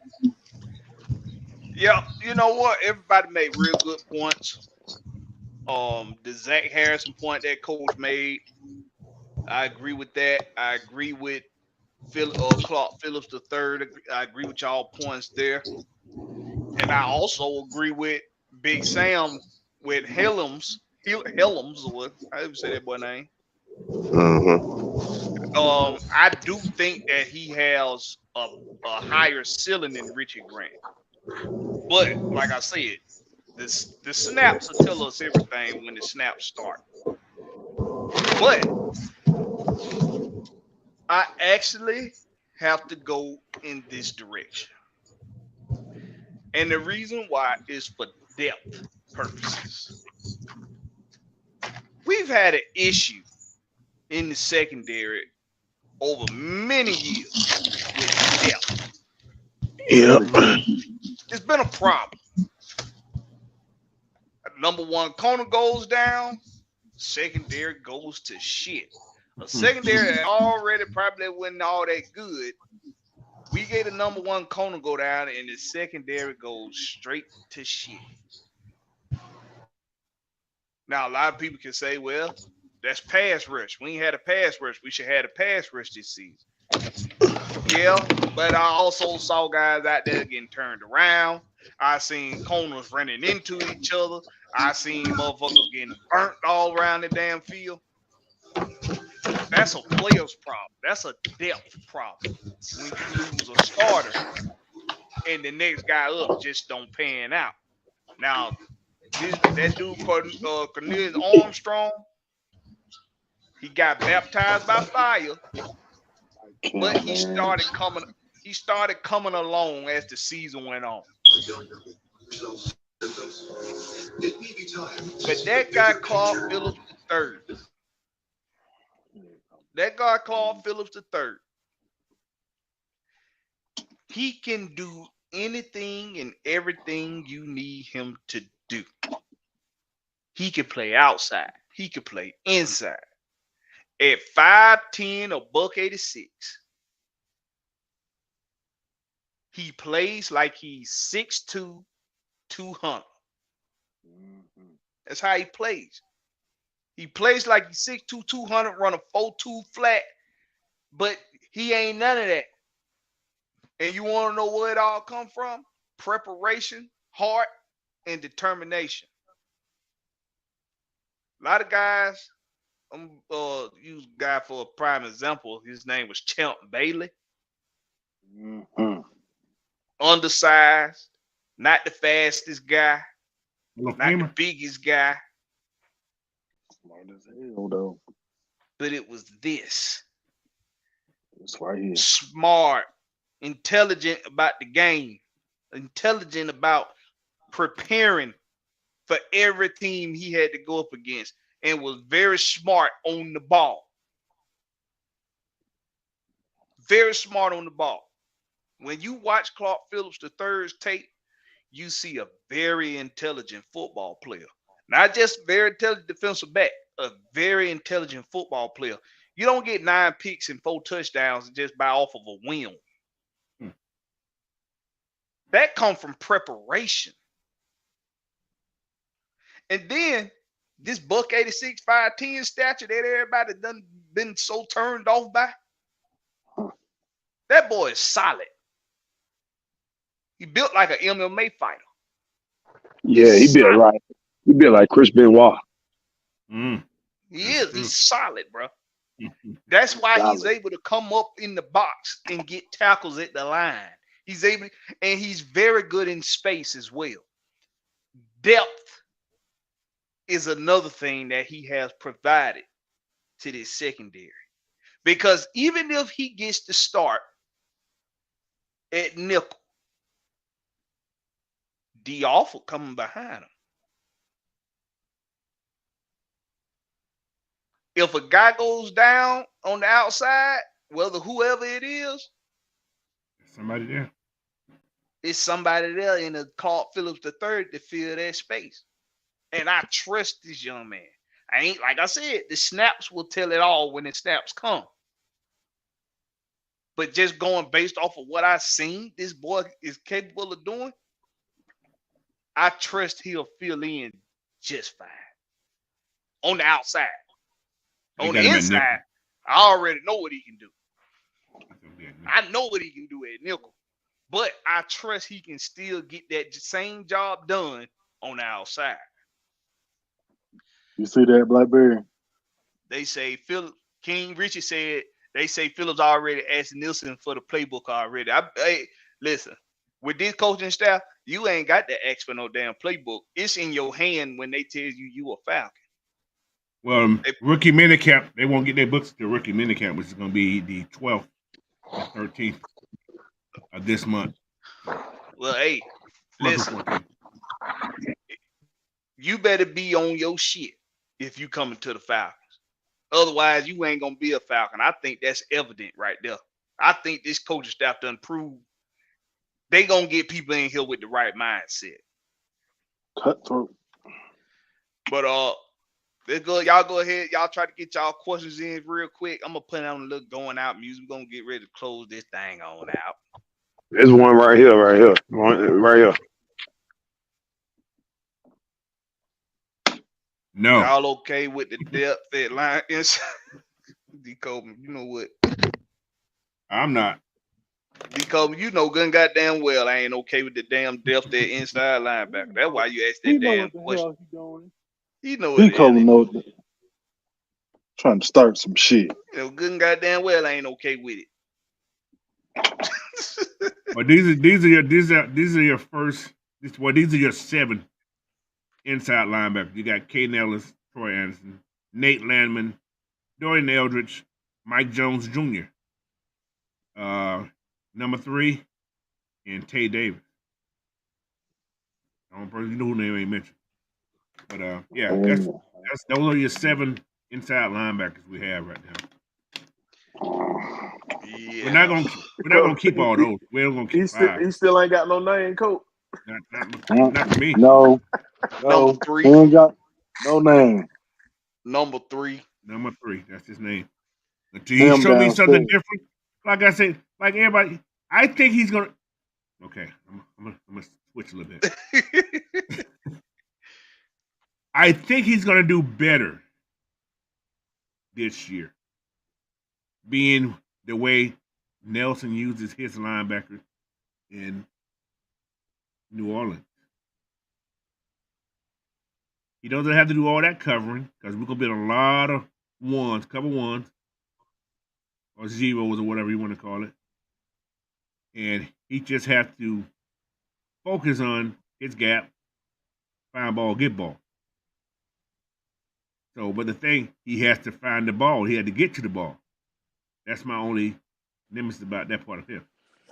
You know what? I think this coach teach that coach. I think this coach teach that. You know what I'm saying? Yeah. They teach them to get their head to that ball, man. Well, if he ain't tough, he ain't gonna do that. Okay, what Matt said. If he ain't tough enough, he ain't gonna be out there. He definitely gonna be on the bench. Magnus 427 said he can't play no worse, coach. He play like he's in a damn walker. Oh my lord. Well, that's his name. Oh, these folks ain't got no sense, boy. That Magnus. That madness. A whole walker. God damn. Hey, you're gonna have to show me. I don't. Now listen, this is contract year, guys. If he wants to continue to get paid, I don't care what nobody say. When the football players are in that contract year, they want to get at least another 2 years or 3 years out of the deal. They play hard as hell. Not everybody, coach.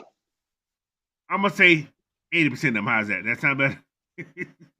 He may be in that 80%. He got a little baby, ain't but 1, 2 years old right now. That baby gonna need some new shoes when they turn 5. So we will see, man. But Dre Murphy say he hope, pray, and wish his boy, his dog, Dorian Etheridge, can stay healthy. Now, Dorian Etheridge was showing some promise, bro. Yes, yes, he was. That dude was showing some promise, man. That dude was in on almost every play. He was making plays. He was breaking up passes. Mm-hmm. And then he got hurt. So they do, yeah. But Dorian Etheridge is an outside linebacker though. He's not an inside linebacker. No, he's inside linebacker. Yeah, he's inside linebacker. Yeah, he's inside linebacker. Yeah, okay. Well, let's hope he can stay healthy, man, and go out there and compete for a job, man. Yeah. Let's hope so. One more thing, guys. I don't think that's just me. I don't think Evans coming back. That's just me. I don't think coming back, Coach. Somebody got his number already. Who got 54? One of the offensive linemen they signed. Yeah, I'll let you know. I ain't seen it yet. Oh yeah, ain't that what? Nah, he's 64, ain't he? Ryan Newton got 64. Unless Matthew Bergeron got it. Or that Gwen. Unless he got it, or that Javon guy. One of those guys got it. Those only two. I think it's Vaughn from South Carolina. Javon got 54? Okay. You know that number don't really matter. You can jump into another number. Now, he ain't resigning nobody yet. He's still out there. He ain't coming back then. But do you have another option at inside linebacker that's really gonna be able to show up for you? And think about this. This is a whole new defense, guys. He might be back though. This is a different defensive coordinator. It may use different. It's a different defense. They not done. He said they ain't done, so I wouldn't put it past. Yeah, they got too much money left over. They got to. I mean, you're gonna have some left over for the beginning of the season, but that same interview I was talking about that I heard, I think it was Day, whenever I heard it. They mentioned all the running backs, right? They mentioned these 3 running backs. They mentioned 4 running backs. Guess who named one in that 4 running back? Caleb Huntley. Bijan. Caleb Huntley. His name wasn't it. They said Bijan. They said Tyler, Cordero, Bijan, and A.B. Williams. That's what they said. Yeah, bro. Bijan, he's not even. I hate it for him, but Huntley, I hate it for him, but he ain't gonna be here, bro. Yeah, he's not gonna be here. He gonna have to come show his ass off. He gonna have to come show his ass. I don't even think they're gonna give him a chance. What take about a year for Achilles to really heal? It ain't been a year. Yeah. They might give him an injury. They might give him an injury settlement. Mm-hmm. Yeah, the last 2 years he don't have an injury settlement. Yeah, they not gonna. That's it. He done got his. He probably done already got it walking papers. They just ain't announced it already. Yeah. Right before June 1st. Mm-hmm. So I only think he gonna get a chance, Will, to prove he could, be out there. I only think they gonna give him a chance. We got too many run backs anyway. Yeah. But Dre Harrison say, do you foresee the Falcons resigning Casey Hayward at some point this season? No. Nah, I don't see it. No, he won't get that.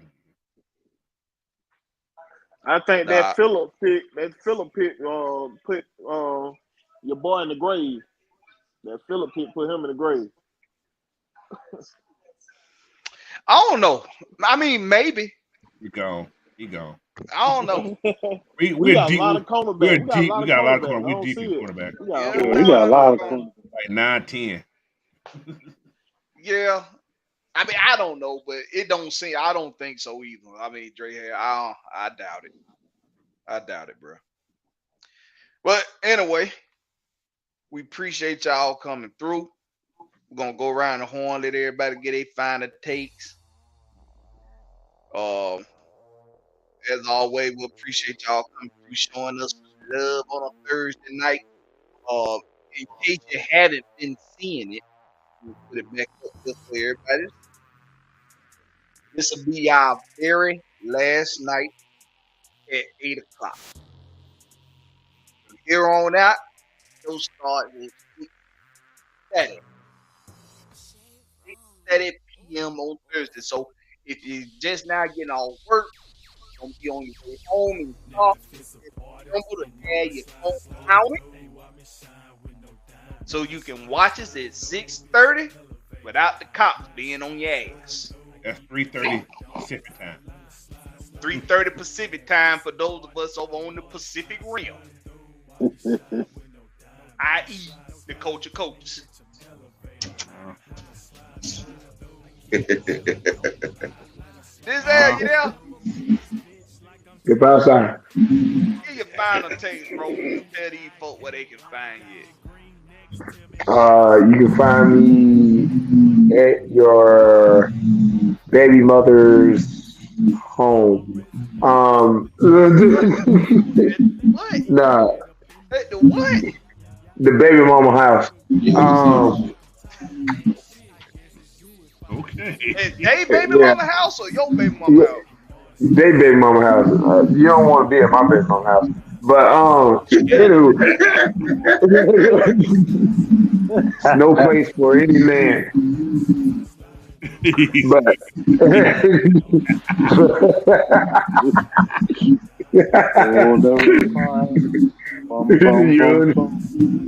yo, baby mama like mine. But nah. Find me at IG. Seek True You. Seek True You. Last tape. I know we ain't say nothing about the Hawks, but I'm gonna say it anyway. Quinn Snyder gonna bring a championship to Atlanta with the help of Trae Young and another superstar, and a better team. And the Falcons. The Falcons is going to be the most fun Falcons team to witness in our history of Falcondom.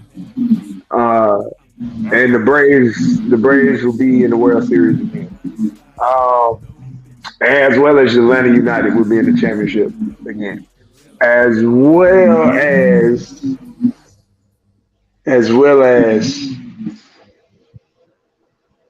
Invest Fest, shout out to them. It's another podcast. I don't know if y'all familiar with it, but Earn Your Leisure Invest Fest will be here August 25th, bringing in the most financial, liberating, influential minds, black minds. Some, mostly black minds, but, you're going to have some of the others as well into the city on August 25th, like Diddy, Robert Smith, the biggest, richest black billionaire in your world, or first in the United States, but second in the world, if I'm not mistaken. But yeah, shout out to them and their contribution to my life and everybody else's. That's it. What's up? Big Ant, are you in the room? What in the hell is going on? If you don't calm your punk ass down. What the hell is going over there? Going on over there? Get that out your hand. Get that out your hand. I'm right here. I can't be sitting down sometimes. Get your finger out of there. You're that dancing. Go ahead, Ed. But hey, y'all can find me Big Ant True on Twitter, Big Ant, Facebook, Instagram, TikTok. And I'm gonna say this right now. By the year 2025, all 4 Atlanta professional teams will have a championship. Y'all can mark it here. Mark it down here right now.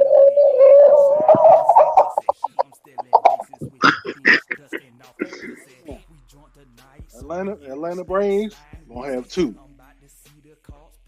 Then this millennium, they're gonna have 2. This millennium. So y'all better get ready, because it's happening. That what's up, Big Will? Yes, sir. Get to him. No, y'all can find me Will the Georgia Reaper on YouTube. You know what I mean? Catch me on there with all this good content with AFN and the fam, man. The Falcons gonna be nasty this year. Make sure y'all get y'all tickets, boy. Get your tickets ready. For sure. Yes, sir, Bob. The coach of coaches. All right, man. Appreciate everybody for hopping in today, man. Don't forget that subscribe button for Coach Unchained on YouTube, Twitter, Instagram, Coach Unchained. You want to contact me, Coach Unchained at Hotmail or Coach Unchained at yahoo.com. But anyway, hey, man, stay tuned. That's all I can tell you. Stay tuned. Stay tuned. That's it, man. And last but not least, the OG triple OG Big Sam. Well, I guess probably the entire world knows who I am by now. Say your name. Say your name. Yes, Twitter, OG Big Sam, member of the Unholy Alliance. Samuel White on Facebook. It's probably going to be the same when I get back on IG as far as OG Big Sam. In most cases, you can catch me on, sometimes on Cooler Talk, sometimes here Rex Pit, and on my own channel also, OG Big Sam. Yes, sir. Yes, sir. And y'all know who I am. The controversial. I'm a visionary. I'm extraordinary. I'm Blackberry the Rex. This is the Rex Pit. And before I close it out, I'm going to answer one more question here. Since he got it in right at the last minute. Oh, shit. I lost it. Hold on. I lost it. Uh-oh. King Richie. He asks, what do y'all think about Marshall making the team? I mean, Baby Julio. I'm gonna say this. You don't draft a guy, and he wasn't drafted. Was he drafted? No, he was not drafted. He's a free agent. Undrafted free agent. Undrafted free agent. You don't, in my opinion, when you go get somebody immediately after the draft, you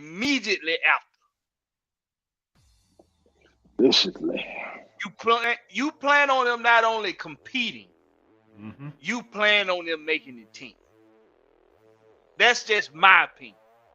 Now, if this would have been a little bit later on down the road, let's say probably like a month later, or let's say somewhere in training camp or right before training camp, and they pick him up right before training camp, then I'd be like, I don't see him making the team, but he'll be on the practice squad.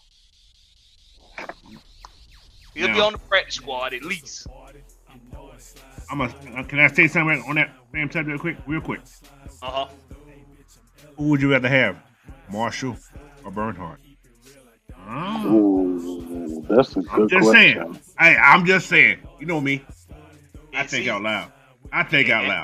And that's what we say. You just gotta wait till them snaps come. I think they're gonna carry 7 receivers. Nah. They carry 7. A lot of them play on special teams. How many they carried last year, Coach? 5 and 6.